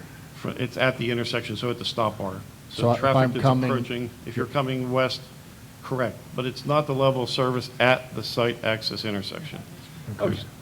So if I'm coming from Wendy's heading to Cross Keys, is that the westbound approach? Yes, that is correct. How far out is the westbound approach, is the zone that includes the westbound approach that is measured there? I don't think it defines it. It's whatever traffic enters the intersection. There's not a specific zone. If it's 100, 200, or 300 feet, it's the traffic that enters the intersection or is projected at the westbound approach. Am I correct that the level of service is based on the time it takes for the delay and the time it takes for a vehicle approaching the intersection to be able to pass through the intersection? Correct. It's a time once they enter the queue or they proceed through the intersection. It's the So- average amount of time. So the queue, anytime you're in backed up traffic approaching that intersection of two roads, and the time that you're waiting to be able to get through the intersection, right? So if I come to a stop at where Stanley Drive intersects with 30 now, and I'm going westbound, and I'm waiting in line through 3 or 4 light cycles, that's that westbound approach. If that's where the traffic is backed up to when I get there, isn't that right? Based on your assumption of traffic backing that far, Okay, so if we've heard testimony from individuals, from parties in this case, who have said that where they're regularly dealing with traffic backups in the AM peak hour, driving a school bus, that where traffic is backed up to Stanley Drive, would you agree that that's the westbound approach, if that's where the queuing begins? it is. And again, as part of my testimony, I believe previously I've done site observations during the peak times both for this project as well as for when the Royal Farms project was going on, because, again, this was an item of discussion that came up in both of those projects. So based on my observations, during that peak hour, the highest hour in the morning as well as the afternoon, I've seen traffic maybe once or twice back up that far. And by the second cycle, it would clear. But, it all depended on how many left turns there were, how much green time was allocated. And you're referring to specifically the westbound approach to the Cross Keys intersection? Yes. I looked at all the approaches. I watched them all. Again, on the way over. How many times did you look at them, sir? 5, 10? I would say probably 10. Again, I watched Okay. today, this afternoon, the peak hour for about 45 minutes. I've Okay. been over on a Saturday watching them. So again, knowing the sensitivity of the issue, I want to make sure I had firsthand knowledge of what the traffic conditions were. Counting cars, watching them, kind of catching the last car that comes into the queue and see how many cycles it took for them to get through. Okay, There might have been an occasion where it took 3 cycles to get through. okay, Other times, again, if it's a bus or a truck startup time, it delayed them getting through. If it was a queue of just cars, cars when the light turned, people go, it would clear the queue out. If there was no left turns in a particular movement, that unused green time comes back to the main line of 30, so it can extend the green time on that particular phase. So again, every cycle phase was different, and it wasn't a standard preset time that they always got the same amount of time. So again, every Okay. phase, every day watched was a different condition. but we started going down this path with my question to you where, on the westbound approach, so at whatever that queuing length is of entering the intersection at 30 and 94, traveling towards New Oxford from Abbottstown, you're projecting to have a 13.1 second increase in queuing length. And that's delay, not queue. Delay, excuse me, I'm sorry, I used the wrong term. Am I correct, though, in delay? It's correct. Okay. Isn't it true that PennDOT could require improvements because of that, you said, excess of the 10-second threshold? It is possible, yeah. Okay. So, and the 10-second threshold does not enter into the analysis of the township's zoning ordinance that refers more broadly to convenience and safety. Is that right? That's correct. Okay. The westbound through difference, it is the 5th line down on that same chart. It goes 9 seconds from the existing conditions, from 104.3 to 113.7 into the 2031 design year. But then it adds almost 20 full seconds in the westbound through if you add on the projected site traffic, correct? That's correct. Okay, so that could be the subject of a PennDOT requirement for an improvement, could it not? You are correct. All right. So how about in the, any of the other measures that we have here in the PM peak, the westbound through actually is projected to decrease? Why would it decrease? Because as part of the analysis, PennDOT makes us optimize the traffic signals as we go from existing to no build. So we're not taking advantage of timing changes. So for instance, when we go to that particular development, there's a lot of traffic coming from the south. Okay. So again, we put that in the model. We have to optimize the times to give the best time so that they're not allowing us to take credit for optimizing the times to go from existing to the Okay. base. So even though there is from the existing to the base, there is a decrease from 94.9 to 92.1. If you add in the site traffic, you are adding an additional 21.9 seconds up to 114 seconds. Isn't that right? That's correct. Okay. Certainly another area where PennDOT could require some improvements. And that's true on the westbound approach, the 4th line from the bottom as well, going from 73.5 in 2031 to 92.9 if you add the site traffic to your estimates, correct? You're correct. Okay.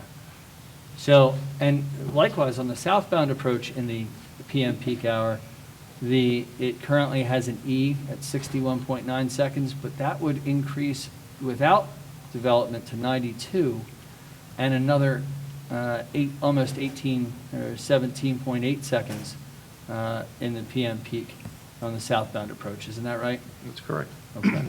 So are there any proposed improvements to address either the westbound or southbound approach if if traffic is imposed on the already failing intersection?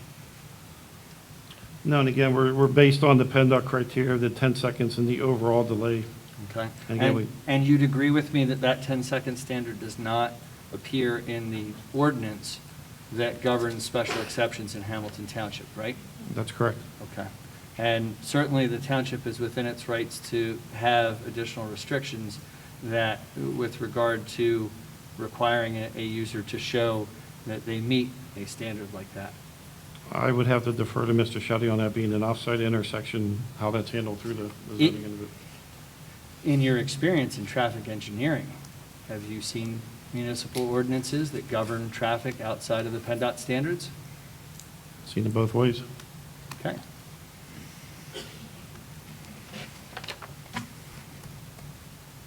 I think this is a good spot to take a quick break. Very good.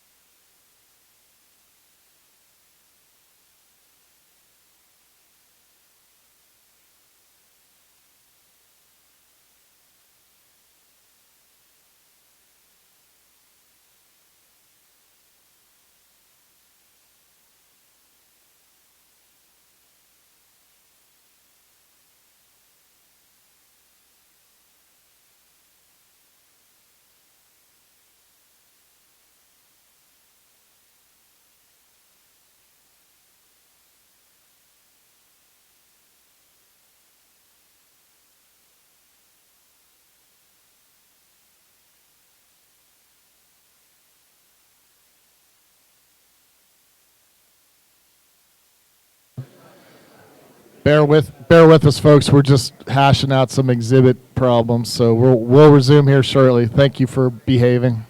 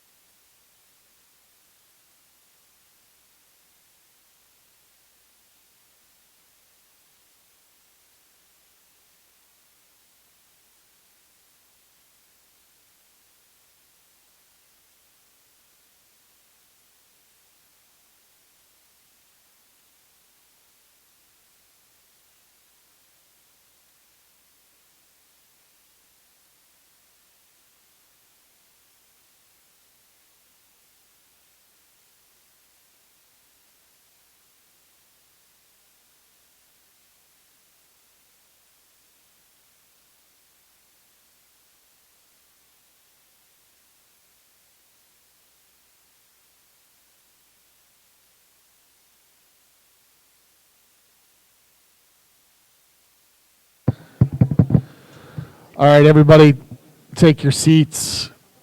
Attorneys, take your tables. All right, so we'll announce the August 26th date right now. So realizing that we're going to need another date and time, we gathered all the powers that be up here and decided that first available time we can all meet again is August 26th at 6. So put that in your books.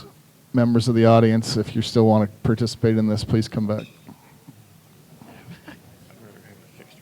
I'd like the applicant's counsel to go on the record and waive any deadlines against running against the board with respect to that continuance. As counsel for the applicant, will waive the 45-day period within which you need to have another hearing in order to reschedule the hearing on the record to August 26th. Dave, your mic wasn't on. I don't think I don't think the audience could hear you. We will waive the 45-day requirement for the successive hearing to allow for the next hearing to be held on August 26th at 6 p.m. Okay, now let's address why we took the Sure. recess there regarding Exhibit 19. Sure. Apparently there was a mistake related to that we need to address. As I believe Mr. Baranski explained to the board after we spoke to Mr. Baranski, Exhibit 19 was an earlier version of the same document that was prepared about 5 days before that document and was inadvertently copied as the exhibit. Unfortunately, that exhibit was also shared with the Objectors Council several weeks ago, and when we were preparing for the May 22nd hearing. And as a result, those numbers had changed to be consistent with the updated Exhibit 18, but also had additional analysis that was requested by the township. And as Mr. Schick testified to, there was a computer glitch and a software glitch. That was what caused the numbers on the Exhibit 19 in front of us to be different than the updated version of the same report in which the township did receive and reviewed. So in the spirit of making sure that we have the most accurate data before this board, I agreed with the counsel for the objectors that Exhibit 19 that has been provided will be stricken. We will provide an updated exhibit that will replace Exhibit 19. We'll provide that to Mr. Baranski and to the Objectors Council electronically in the next couple of days. And the testimony, the cross-examination testimony from, I think, the point in which Mr. Schick was testifying to the numbers on the first page of Exhibit 19 will also be stricken. So there's a request to withdraw the Exhibit 19 due to the or mistaken data in the table. Are there any objections to that withdrawal? As long as what we're striking in terms of the testimony begins Let's deal with the with- exhibit. Let's deal with the exhibit first. No objection to withdrawing and striking that exhibit. Okay. Township? All right, so Exhibit 19 will be withdrawn. Now let's deal with the testimony. So I believe that my testimony didn't turn to 19 until you, Mr. Bransky, raised where can we follow this, and as long as the court reporter can provide to you, I trust your assessment of it, that we didn't go back to 18 after we began with that. So if we're striking from that point on, that's agreeable. And I think we can stipulate, once we receive a transcript, I believe that we can stipulate on the record where that begins. Well, I'm suggesting that perhaps the court reporter won't have to continue to prepare that part of the transcript because it's Right, like so about 40 minutes worth. What we'd like to look for is, if you'll recall, I asked applicants' counsel where I should be looking for to follow along, and I asked the chart on Exhibit 19. There was some discussion, and then we agreed we could follow along on Exhibit 19. I think from that point forward, we stayed with Exhibit 19, so all that testimony should be stricken. Agreed. Yeah, absolutely agree. Township, you're okay with that? Yes. Okay. All right, so with that being said, I'm assuming then that we should hold off on any further cross-examination of the applicant's traffic people until objector's traffic expert has a chance to review the revised Exhibit 19 that you're going to supply. Is that right, David? I agree.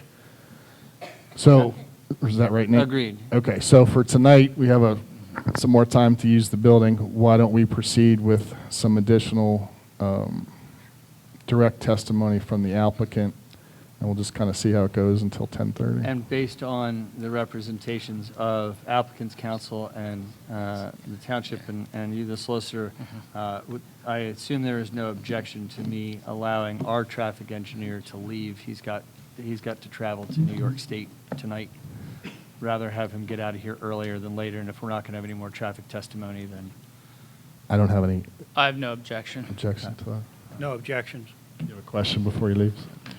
Okay.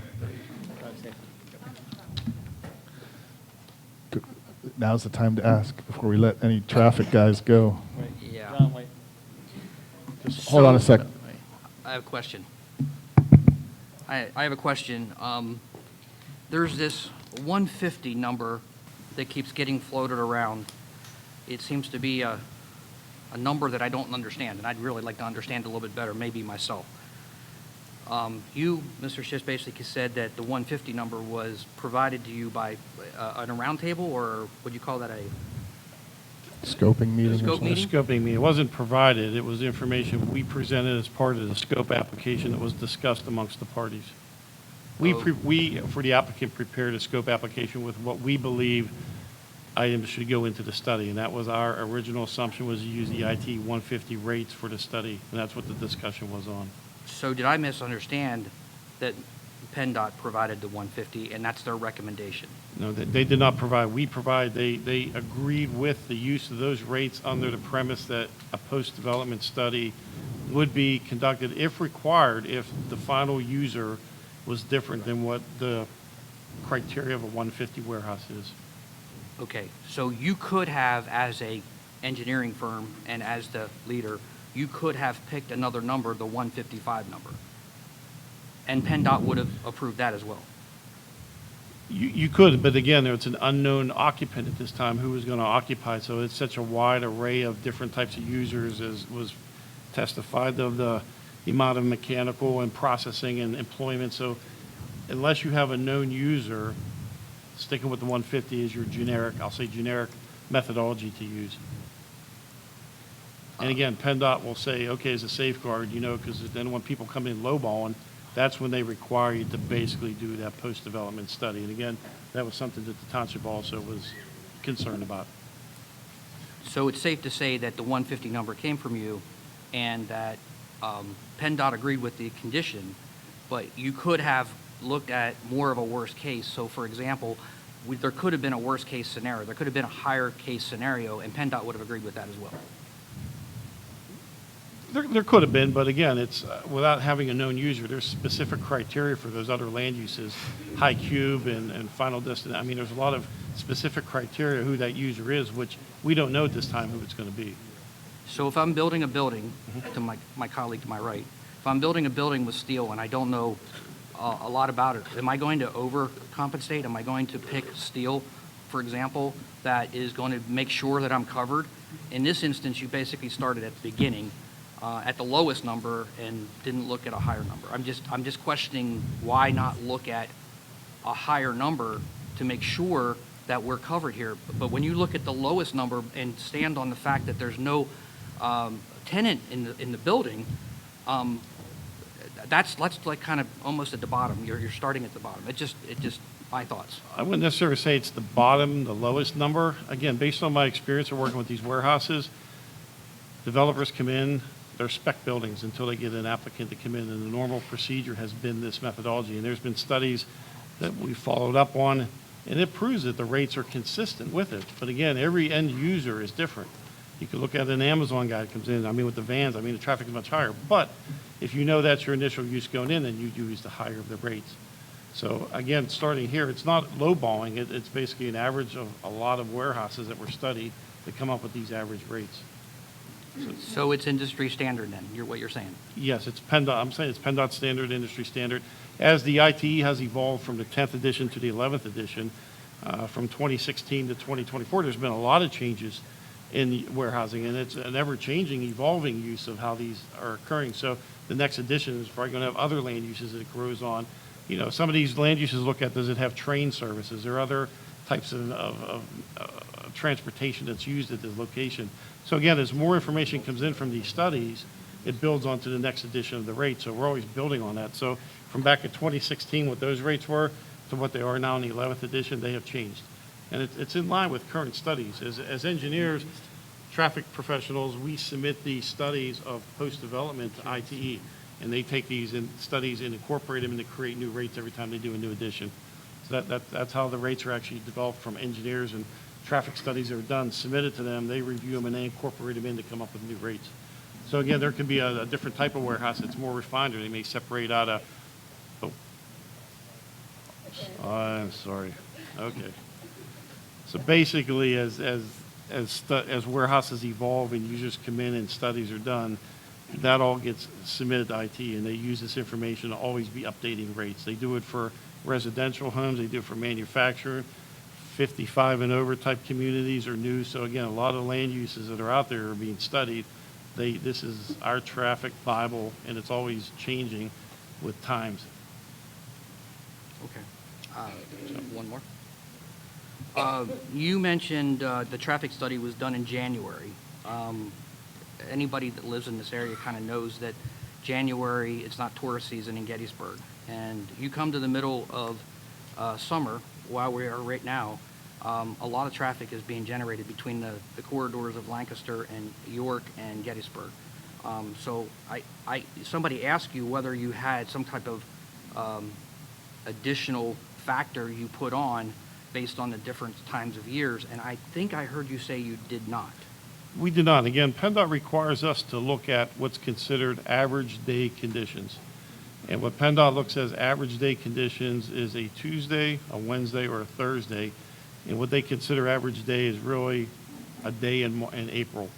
We don't look at peak seasons like a shopping center. We don't study it at Black Friday. We don't study it in between Thanksgiving and Christmas.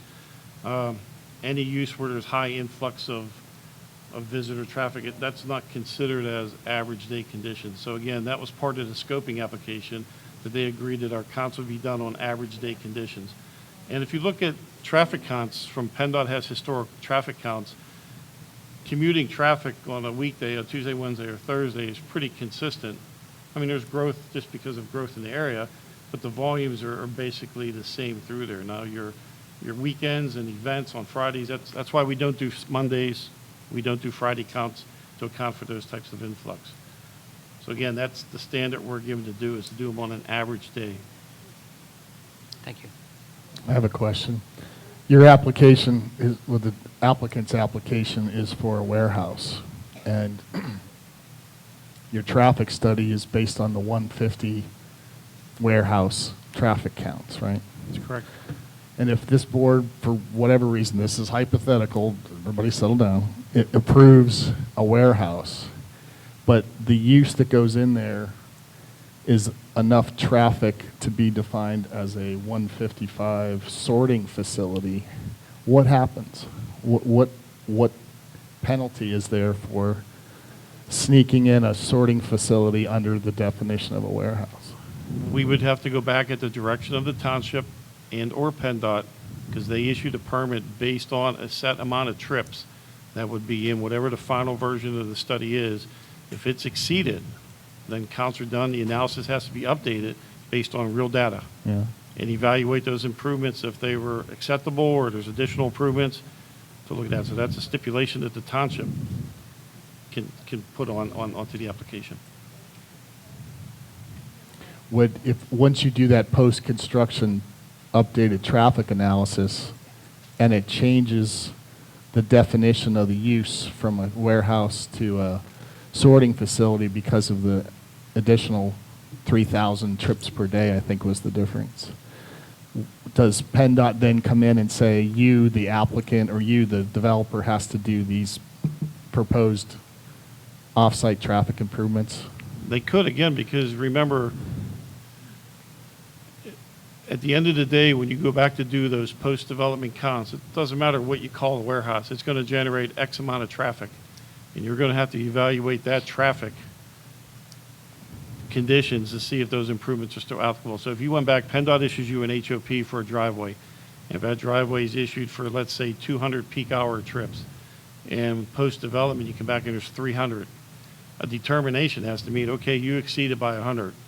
What does that additional 100 trips do to the improvements or to the roadway network? Go back and re-examine your network to see what the impacts are.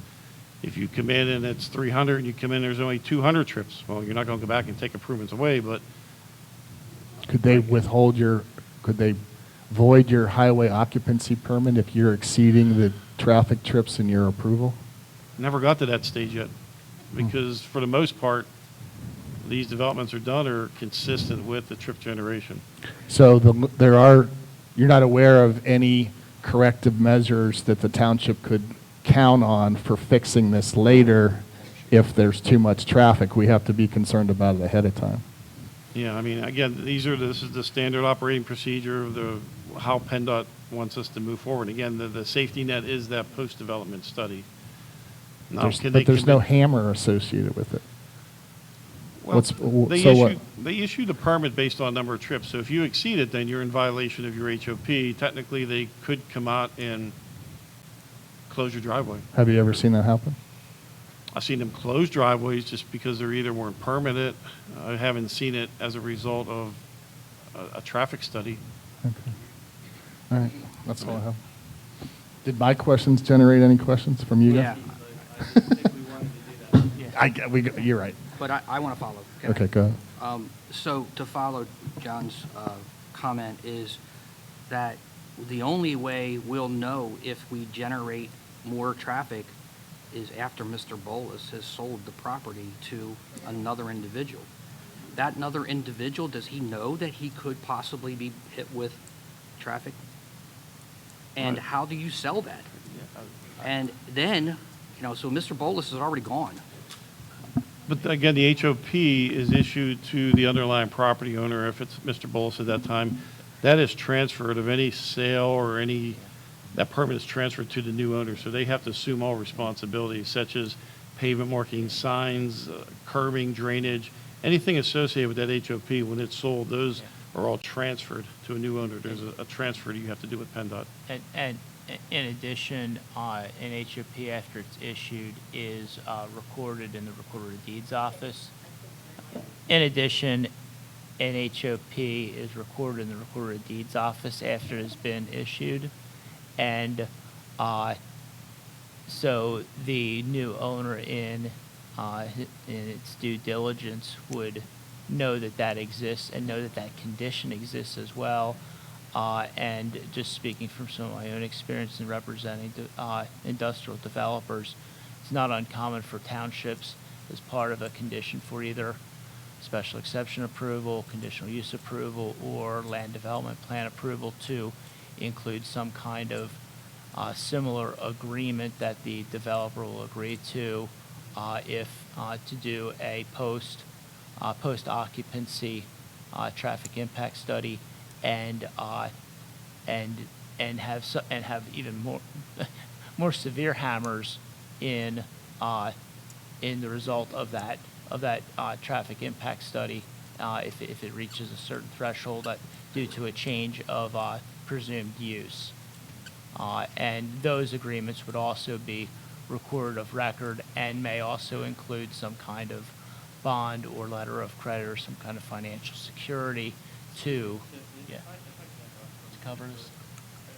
We've got basically what is testimony of council responding to a board member. We've got what Is essentially testimony of counsel responding to a board member. And I know your inquiry is spot on. I think we need to have some responses from the witnesses that are sworn as opposed to counsel because that's not testimony. You're not on. Does my board have any more questions on the traffic? Okay, so let's go back to letting your expert go home, Okay. and we'll renew traffic on the 26th. Appreciate that. And no disrespect in trying to cut that off, we It's need fine. to make sure that the record's. It's just an exciting topic, so we have to. It is. All right, let this gentleman leave and safe travels. Thanks, John. David, Yes, somebody not traffic related. I'm going to recall Gary Bolus for a very limited purpose. I am going to, Mr. Bolus, you're still under oath. I am going to raise an objection to recalling a witness as to his, who has completed his testimony already, direct, cross, redirect, recross, and I think there may have even been some additional questions that, we've covered the things that Mr. Bolus wanted to cover last night, that I'd asked for an offer of proof as to why he should be able to be recalled. That's fair. What do you need him for? Last night, Mr. Bolus testified that there were amendments to the purchase agreements, and we wanted to identify those as well.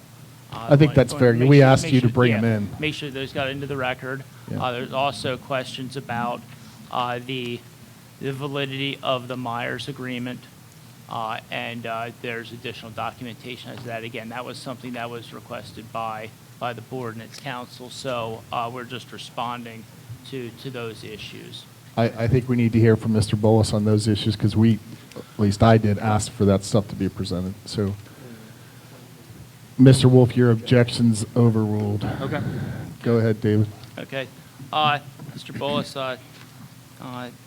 during the hearing yesterday evening, we were going through the purchase agreements in Exhibit 3, and we'll go through them one at a time. The first purchase agreement in Exhibit 3 is with the Lester E. Myers Trust, and we had concluded that we had stated that the agreement provides that that settlement is to occur on or before March 16, 2024, with the option to extend until March 16, 2025, and for an additional $50,000 deposit, which will be applied to the purchase price. And I believe further discussion, don't mean to testify for this, but further discussion, just to set this up, was that the $50,000 deposit was not yet made, but also you had not received any notice of default under the default provision of the Myers agreement. And then another line of questioning came up as to whether or not NOBPA LLC, which is the applicant, was formed at the time of the purchase agreement, or at the time of any of the approvals. Since that time, have you had an opportunity to review the formation documents of the applicant entity?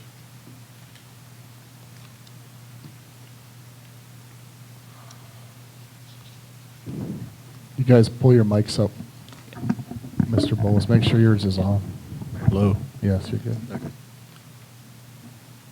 Have you had an opportunity to review the documents that were filed with the Department of State of Delaware and the date that they were filed? Yes. Okay, and on what date was the formation documents filed? June 23rd, 2023. Okay, and Hold on a second. Are you referring to a new exhibit for tonight? not yet. Oh, okay. And as a result of that realization, was it always your intent that the NOPBA LLC would in fact be the entity that would be obligated and binded by the agreement after it has been formed? Yes. Okay.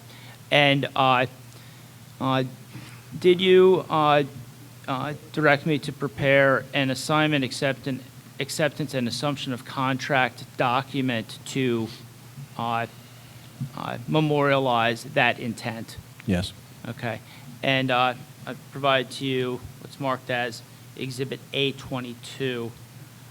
Is that a true and correct copy of that document? Yes. Okay. And did you sign that document today? Yes. And is the intent of that document to bind NOPBA LLC, which is the applicant here, to the Myers contract and to take any rights and interest you may have as the promoter of that entity prior to its formation and entering into contracts in the name of the corporation prior to its formation? Yes. And Exhibit A22 is a true and correct copy of what you've signed today. Yes. Okay, thank you. I move for the admission of Exhibit A22. I'm going to object to A22 as to relevance. Mr. Bolus signed each and every one of the agreements that have been accepted into the record under Exhibit 3 by the applicant as the managing member of NOBPA. And first of all, there is a typo in the document that we've just been handed. It was NOPBA, but it does appear as NOBPA later. But in the introductory paragraph, it's misspelled. I'll note, though, that the agreement of sale dated July 21st, or July 2021 is between Lester E. Myers Trust and NOBPA LLC, a Delaware limited liability company. It also is signed by Mr. Gary W. Bolus, Jr., managing member of NOBPA LLC. Mr. Bolus did not sign that document, or the deposit note, Exhibit B, or the addendum endorsement agreement dated November 22nd, 2022, which is signed by our NOBPA LLC. It crosses out Gary W. Bolus, Jr. Bolus Properties and has Mr. Bolus's signature written next to it, managing member. The next page, the October 2023 addendum agreement that is signed in May of 2023, NOBPA managing member. Mr. Bolus never signed an agreement in his individual capacity and therefore has absolutely nothing to transfer in the Myers agreement of sale in his individual capacity to NOBPA at this point. Attorney Schutte? Well, I think the question, or the legal question, is whether or not NOBPA, the applicant, is bound by the agreements of sale with the agreement of sale with Myers. No, the question is whether or not the Myers contracted with Gary Bolus or NOBPA that didn't exist. No, I think. And the issue Well- is you can't transfer an agreement from an entity that doesn't exist into an entity that existed after the last agreement with them was signed. The question is whether or not it's a binding contract upon NOBPA. That's a legal question. Is that an that- exhibit that is- relevance question? I mean, I understand. I agree. It's not an exhibit. It's We not. can admit the exhibits and they stand for the legal I agree. authority. I agree they- with you. Then we can battle out that issue when we do our proposed findings of fact. I mean, and conclusions we, of law. as the interpreter of the facts and Yeah. supposedly to give the conclusions of law, this Yeah. board can look at all the exhibits and give them the appropriate legal weight. Yeah. And An exhibit admitted Yeah. that's worthless will be given that appropriate weight. And the only other note that I would make is that we also had testimony from Mr. Bolus that this document is nothing more than an attempt to clean up mistakes that were made in his testimony. What are you holding up? This is A22. Okay, go ahead. The document I'm objecting to. It is created for the sole purpose of cleaning up the record in this case, because quite frankly, there is a glaring omission in the record in this case. But if it doesn't have legal effect, it shouldn't be admitted for consideration by the board anyway. If that's the decision you make, to admit it with essentially no legal weight, And certainly, There's case law that, there's case law to make this agreement or this document effective, that says that a document like this is effective for the purpose for which we're using it here. I would also argue that by the formation, but just by the mere formation of the applicant entity and that applicant entity taking the benefits of the contract, it's bound by the contract, which makes it a landowner under the Again, you're making legal arguments as to Right. the effectiveness of the exhibit, which you should reserve for your closing statement and call attention to. But with respect to allowing it in as an exhibit, I'm going to allow it in. okay. And we'll give it the appropriate legal weight based on each of your capable arguments as to whether it effectively, legally cures what the objectors have averred as a defect in the Myers contract. So we'll consider that at the time. Agreed. Okay, and Gary, you also testified that there was a, with respect to the Lawrence agreement of sale in Exhibit 3, you also testified that Mr. there Schutte, was... Yes. I can speed this along. I'll stipulate to the admissibility of A23 and A24 being extension agreements as to the Lawrence property and the Shoal Estate. Yes. If we have an agreement in that stipulation that it does nothing to affect the reserve tracts that are referenced in the prior agreements. Is that a fair stipulation? Yeah, All it does is extend the well, the timing. documents speak for themselves. Okay. Yeah. So 23 and 24 admitted? Without Objection, I'm assuming, by the township. No objection. Okay. So, just to recap, A22's in, admitted, A23's admitted, A24's admitted. Yep. Okay, keep going. Okay, I'd like to recall... Do you want to skip to 27 while Mr. Bolus is on? Are we going to give another stipulation that you're okay with it being admitted? Are we? I guess yeah, we might as well skip to 27, 28, and then I'll even use objectors 1 while we're at it. All right. So where we get 27? I'm going to start with objectors 1. Okay. Gary, I'm going to show you what's been marked as objectors 1. You received that letter?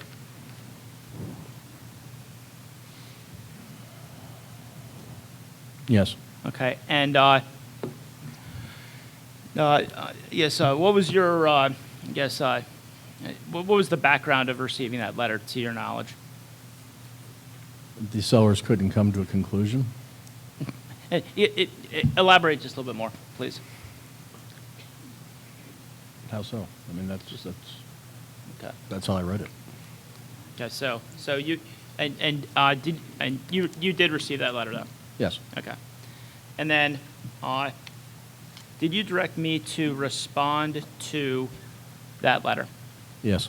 Okay. I'm going to show you what's marked as applicant's Exhibit 27.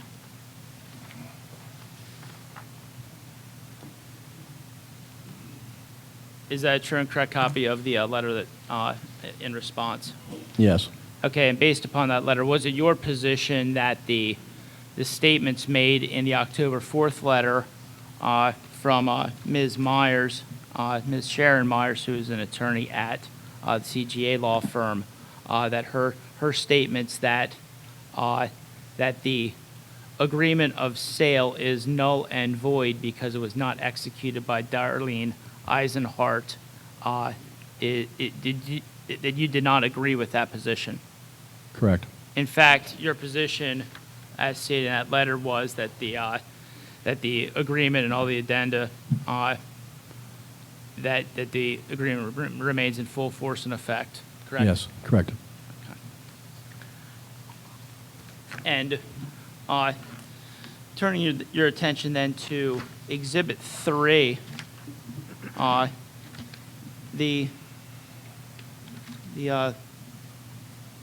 letter states that, or the October 4 letter stated, Objectors 1 states that that, that the agreement of sale had not been executed by Darlene Eisenhart. While the signatures are not very clear here, how many signatures are on the seller's side there? 6. And to your knowledge, how many trustees were there to the trust at the time? To my knowledge, 6. Okay, so and of those 6 was Darlene Eisenhart one of them? Yes. So based upon that, it's your understanding that Darlene Eisenhart likely signed that agreement? Correct, yes. Okay. And did you ever come into possession of any of the trust documents related to the Myers Trust? No. I'm going to refresh your recollection here for a second here. Did you ever come into possession of this document?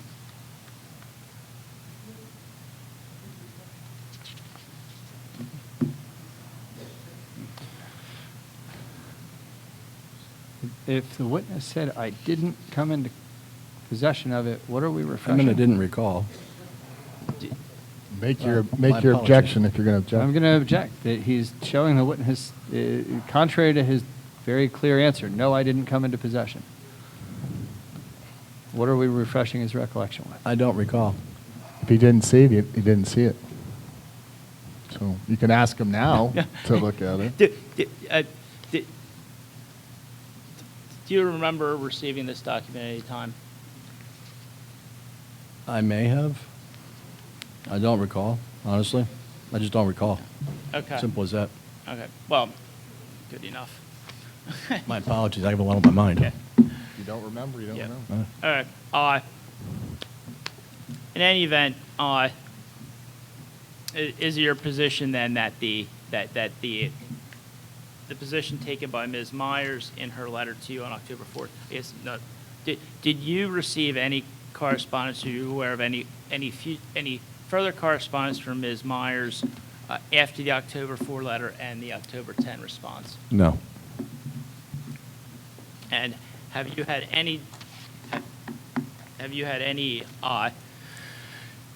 default notices, received any default notices with respect to the Myers agreement? No. Have you received any other notices of termination, whether rightly or wrongly given? No.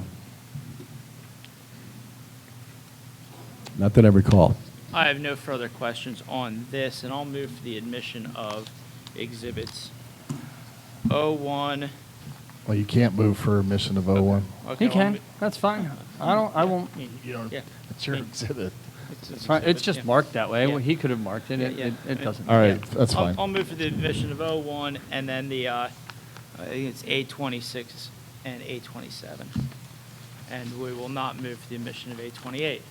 I assume that we're going to withdraw 828 from the. I said I'm not moving for the admission of Right, A28. I'm saying that perhaps at the end, we'll collect up those copies so that the board doesn't have it and there's no confusion as to what they can consider and what they can't.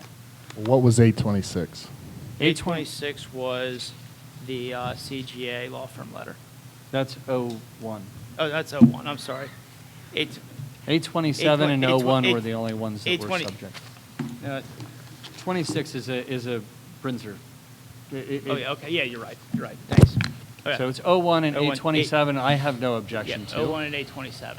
And I'm is now asking admitted. whether or not 828 is going to be withdrawn. A28 is withdrawn, All right. yes. Does the township have any objections to the admission of Exhibit A27, which is the Troutman Pepper letter, or Exhibit 01, which is the Sharon Meyer CGA letter? No. All right, so 01 and A27 will be admitted. I have no further questions for Mr. Bolus. Actually, no, I do have one more question for Mr. Bolus while we're here. Mr. Bolus, we did have a lot of discussion about traffic today. Have you, I believe in some of the traffic documents, there was some mention of a consortium or Adams County Planning Commission effort to raise funds for the improvements of the intersection of 30 and 94. Have you been involved in those since the last time we met? Yes, I have. Okay, just give a description of what involvement you've had. This is far beyond the scope of the offer that Mr. Bolus was. Yeah, we gave you the leeway based on Well, those and additional. these are things that happened in the last 24 hours. What's the, give me an offer of proof on that word. That he's participating as a stakeholder in the in that consortium and would be willing. That happened to- within the last 24 hours? Yes. Yes. There was a meeting today. Yes. And how is it relevant? We're Yeah, talking about money. I don't think it's relevant. All right. Thanks. So I guess cross-exam. Township, do you have any cross-exam for Mr. Bowles? No. Mr. Wolf, any cross-exam for Mr. Bowles? All right. So Mr. Schutte showed you Objectors Exhibit 1, which has now been admitted. That is a letter to you dated October 4th, 2023 by Attorney Myers on behalf of the estate of Lester and Ferry Myers, the estate and trusts. And it indicates to you that the Myers trustees were not willing to sign the purchase amendment presented, and therefore the agreement of sale, which had never been executed by Darlene Eisenhart, is null and void. Is that an accurate read of that? I'm sorry, repeat the question? Attorney Myers' letter to you says that the trustees weren't willing to sign a purchase amendment as presented, and states to you, therefore, the agreement of sale that Darlene Eisenhart didn't sign is null and void. Is that what it says? Appears to say that, yes. Okay. Last night, you were asked whether or not you ever received any written correspondence indicating that the agreement was terminated. Is null and void terribly different from I'm terminated? going to object, because there is a huge difference between the two. Was it your I'll understanding? I'll rephrase the question. I'll rephrase the There's a question. difference between the two. I'll rephrase the question. You objected. He's Yeah. going to withdraw that question Okay. and rephrase. Okay. Okay. So, you were asked last night whether or not you had any notice of termination, and you said no, correct? Under the provisions of the agreement of sale. You were asked whether or not you got any notice of termination from the Myers estate. I And was you said referring to no. a binding contractual letter. You were told that the Myers believed that the agreement was null and void, correct? I believe so, and I don't recall what I said, but I do believe I said they couldn't come to an agreement So, amongst themselves. okay. You do not have, just to be clear, any other written agreements with the Myers Trust or a majority of the trustees of the Myers Trust other than what has already been admitted into the record. Is that true? I believe so. Okay. And you had your attorney draft a letter that says, no, we think that the agreement's in full force and effect. Right? That is correct. Okay. So there is clearly a difference of opinion as of October 2023, and there has not been a written agreement to the contrary reached since that time. True? Correct. Okay. So, Mr. Bolus, do you have any other basis upon which you are concluding that you still have authority from the Myers estate to proceed with this application? According to as to counsel, that the property is still under agreement of sale. It's still Excuse under me? agreement. Oh, sorry, I apologize. Go ahead. No, go ahead. You can finish, Nathan. Do you have any other basis upon which you believe that you have the authority to proceed for this special exception application as to this property? Yes, the agreement of sale. So you have nothing other than the documents that are of record, correct? Correct. Okay. No other questions? Any redirect? I just have one redirect, and that is, under your understanding of the agreement of sale, does the October 4 letter terminate the agreement of sale? Objection calls for a legal conclusion. No, it does not. Thank you.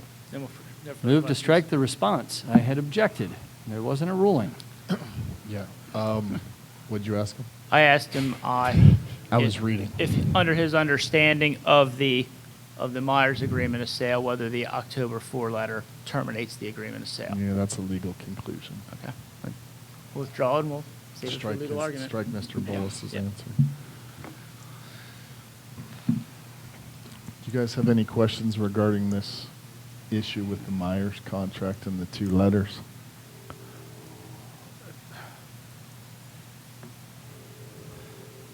Is there anybody from the Myers estate in the audience? Good question.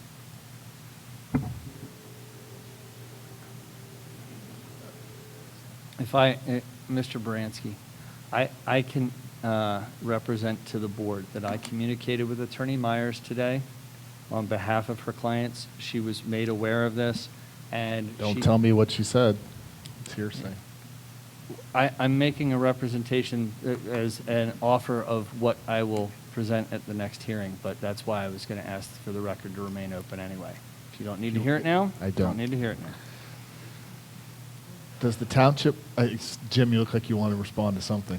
Yes, at this point, you're saying this is a matter of legal interpretation? Yes, the or exhibits are judgment? admitted. The question is, what do these letters, how do they have a legal impact, if any, on this Exhibit 3, which is the contract with the Myers? That's Okay, the issue. just to get to that point, if you have to have ownership of the property to come before the board, if the ownership is not there, can we even proceed? We can, because it's not been established yet, to my satisfaction, that the contract is void. There's a legal issue there that I think needs to be hashed out. It's, on its face, as an exhibit, it appears to be a sufficient agreement of sale to give the applicant legal standing in front of this board. The question is, does the Sharon Myers letter terminate that and make it effectively you don't have the right to represent the Myers Trust in this proceeding? That's what we haven't, we're wrestling with that. I would say more, the legal question is whether or not the applicant is a landowner, as that term is defined in the MPC, by virtue of equitable ownership through a purchase agreement.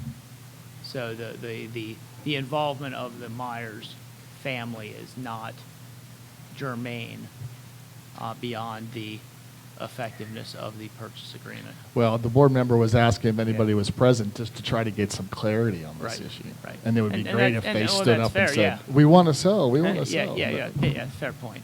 So- Yeah, yeah.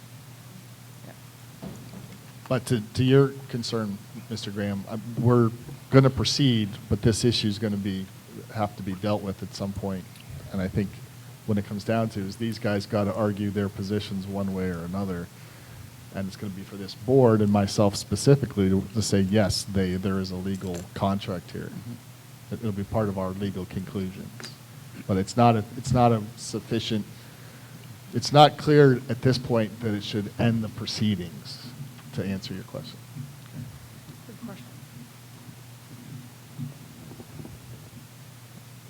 Did you have any cross-exam for Mr. No. Bull? I think we're done with him. Yes. Anybody else? I'd like to call, can we take a 5-minute break? Sure. Real quickly, thanks.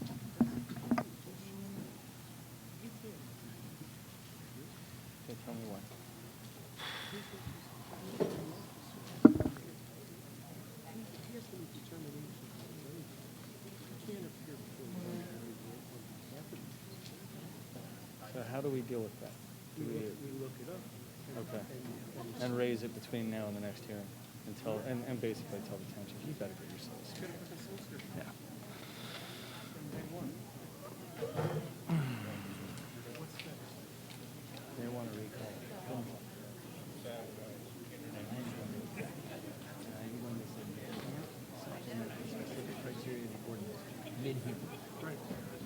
bullshit. He was, yeah, he was done. Oh, we could provide that, but he didn't provide that.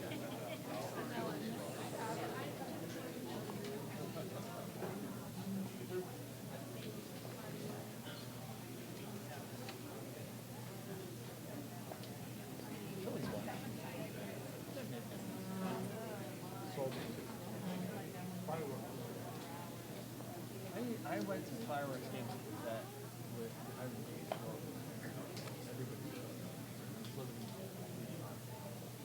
every year. I saw my Facebook photos from 50. Them Melly's fireworks are unbelievable. Sorry? I said that made the whole night.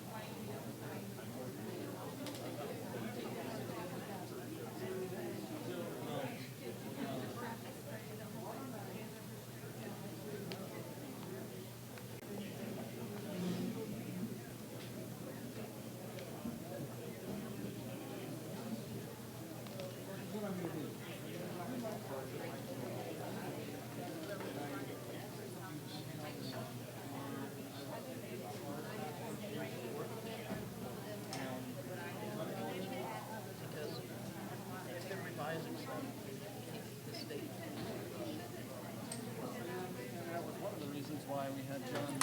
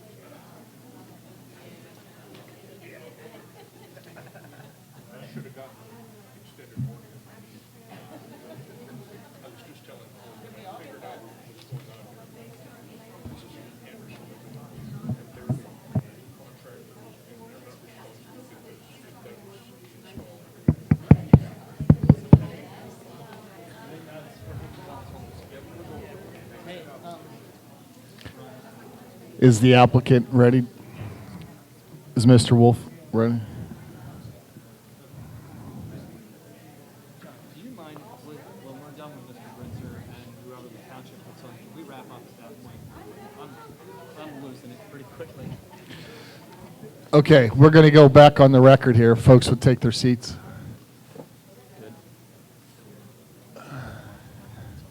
I would say this. I think it behooves the applicant and the objectors, Okay, folks. with the time that we have between this hearing and the next that we've agreed on, to try to lend some clarity for the board with respect to the legal efficacy of the Myers contract. My hope is that, and what I was going to say earlier. Because I'll tell you why, my board expressed concern to me about that issue. Sure. So and you guys have time now to clarify it for each of your prospective clients. So I think it behooves you to figure out a way to do that. I was either going to have a representative of the Myers Trust come in unless something changes between now and then. Attorney Myers was going to try and communicate with all of her clients so that there could be a formal presentation to the board as to their position. Objectors telling you what they're going to do for next month. Okay?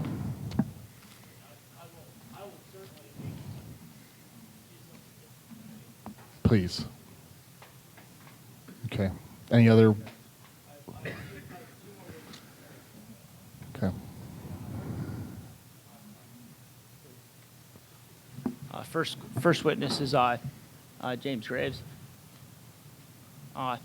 Who? The Township Zoning Officer. Graham? Graham, sorry. There you go. Has he been sworn in? I don't think so. You haven't been sworn in, no? Mr. Yep. I do. If I may, I'm going to raise an objection that Mr. Graham is here on behalf of the township. How can he be Well, called as a? we're going to find out. My- my- What's your offer of proof? What do you ask? Offer of proof is to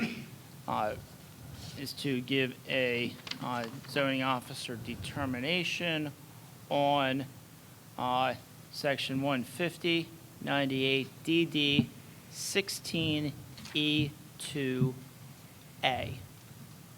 So you want him to give an opinion based on his formal position with the township as to what that section means? Correct. I think that's fair game. That's his job. So, But if he is here on behalf of the township, this is actually, Mr. Cluck and I were discussing this very issue.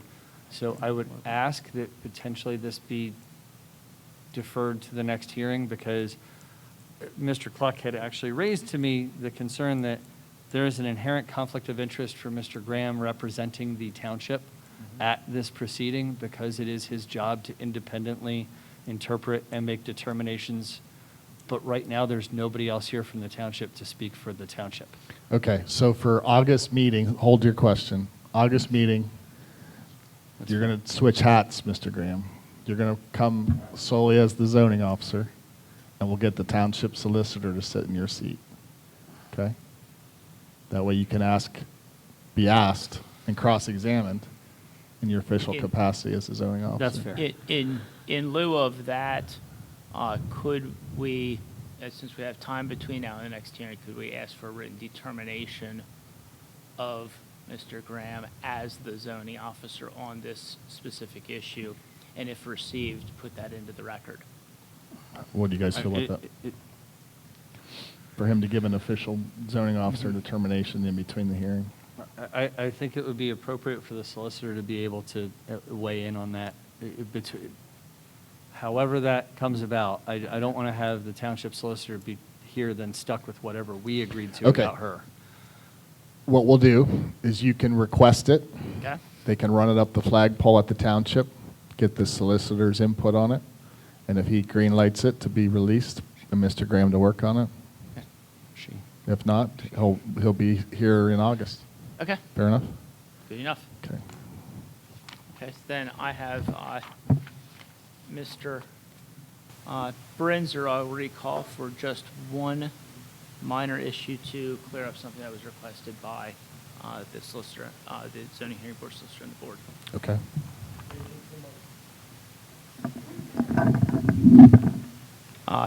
Mr. Brenzer, you're still under oath, I believe? Yes. Okay.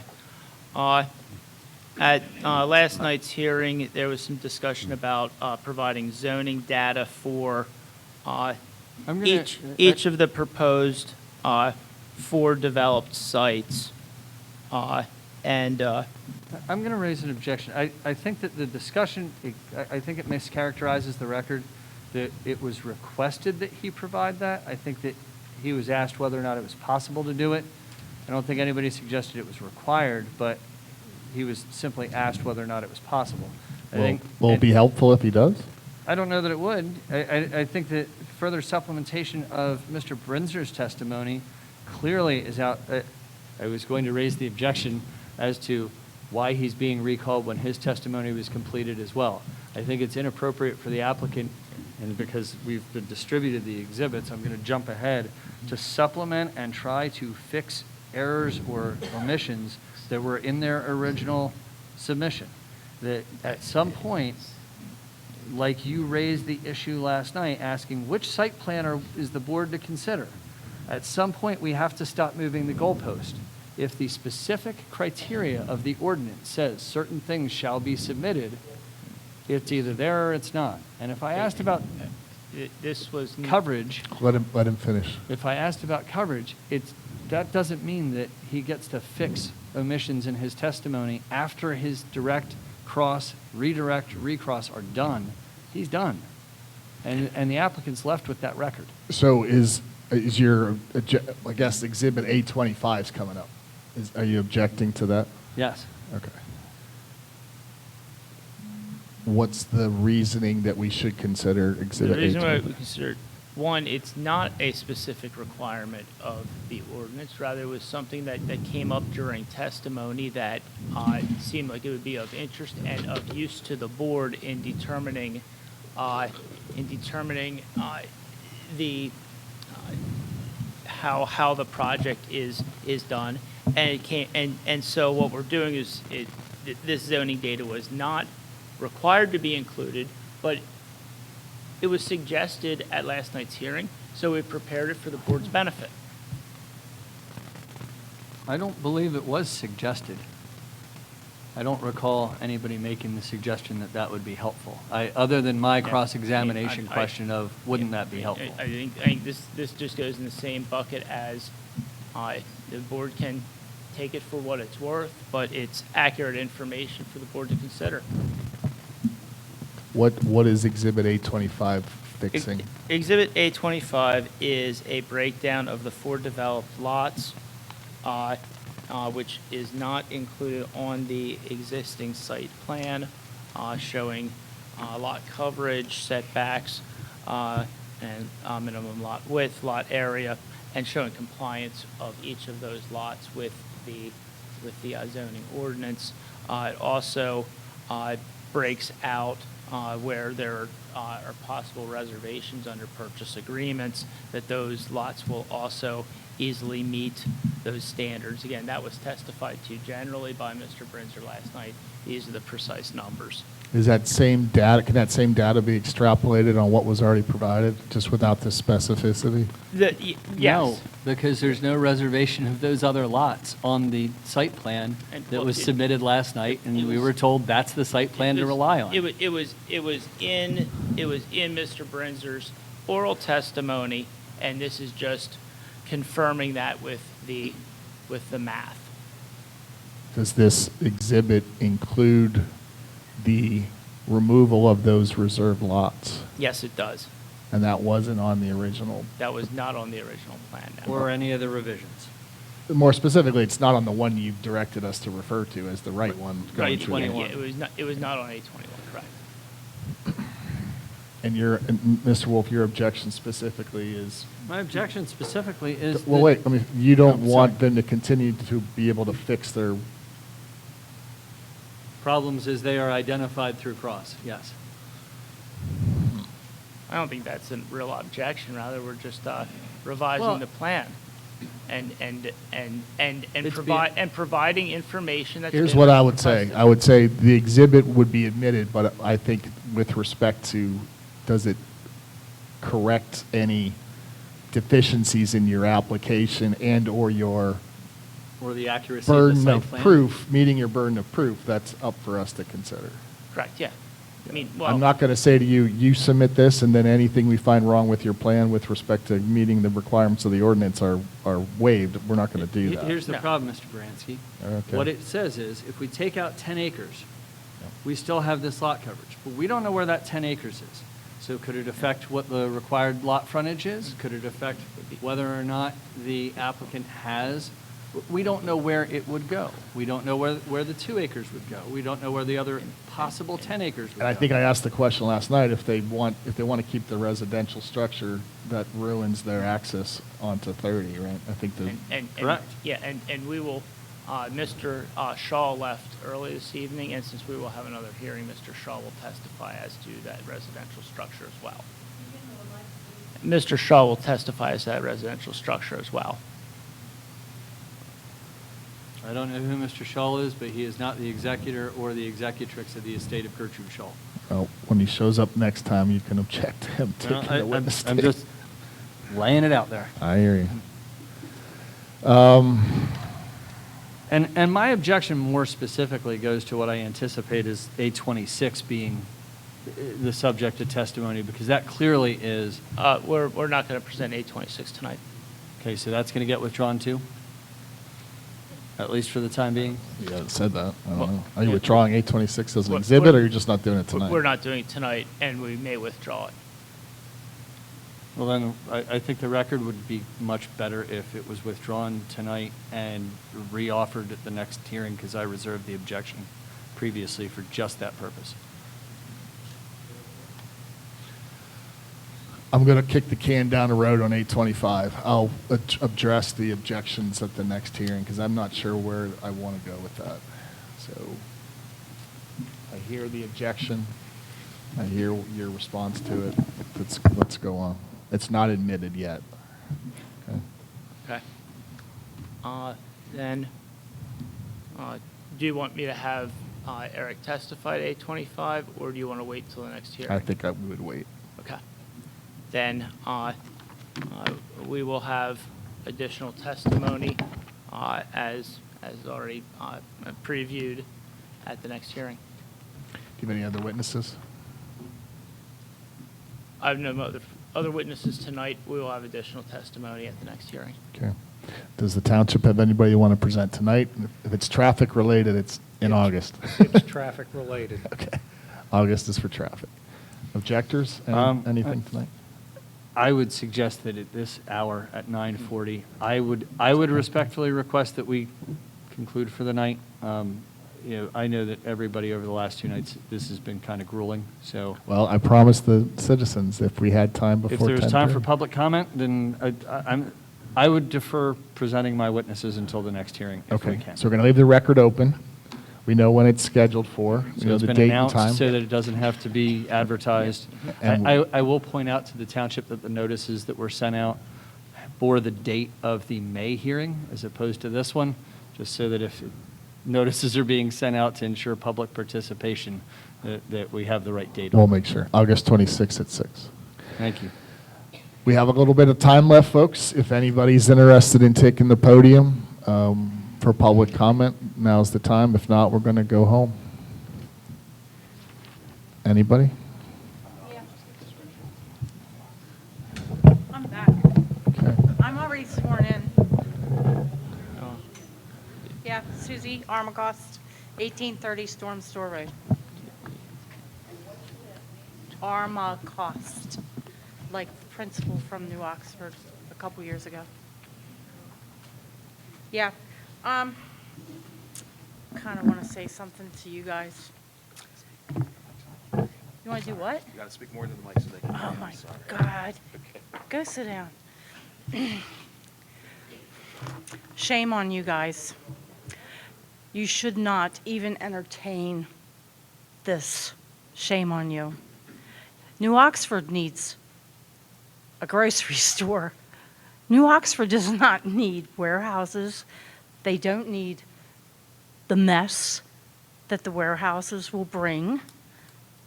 A grocery store could go right where the Cross Keys Diner and Motel is. There's already blacktop there. It won't destroy the environment. It won't hurt any wetlands. And it won't make extra traffic. You might have a couple trucks come in to deliver stuff to the grocery store, and everybody will have a place to buy their stuff like they used to before the grocery store closed. It's really a no-brainer, and I really dislike that saying, but I think for here, it's a good source. What else?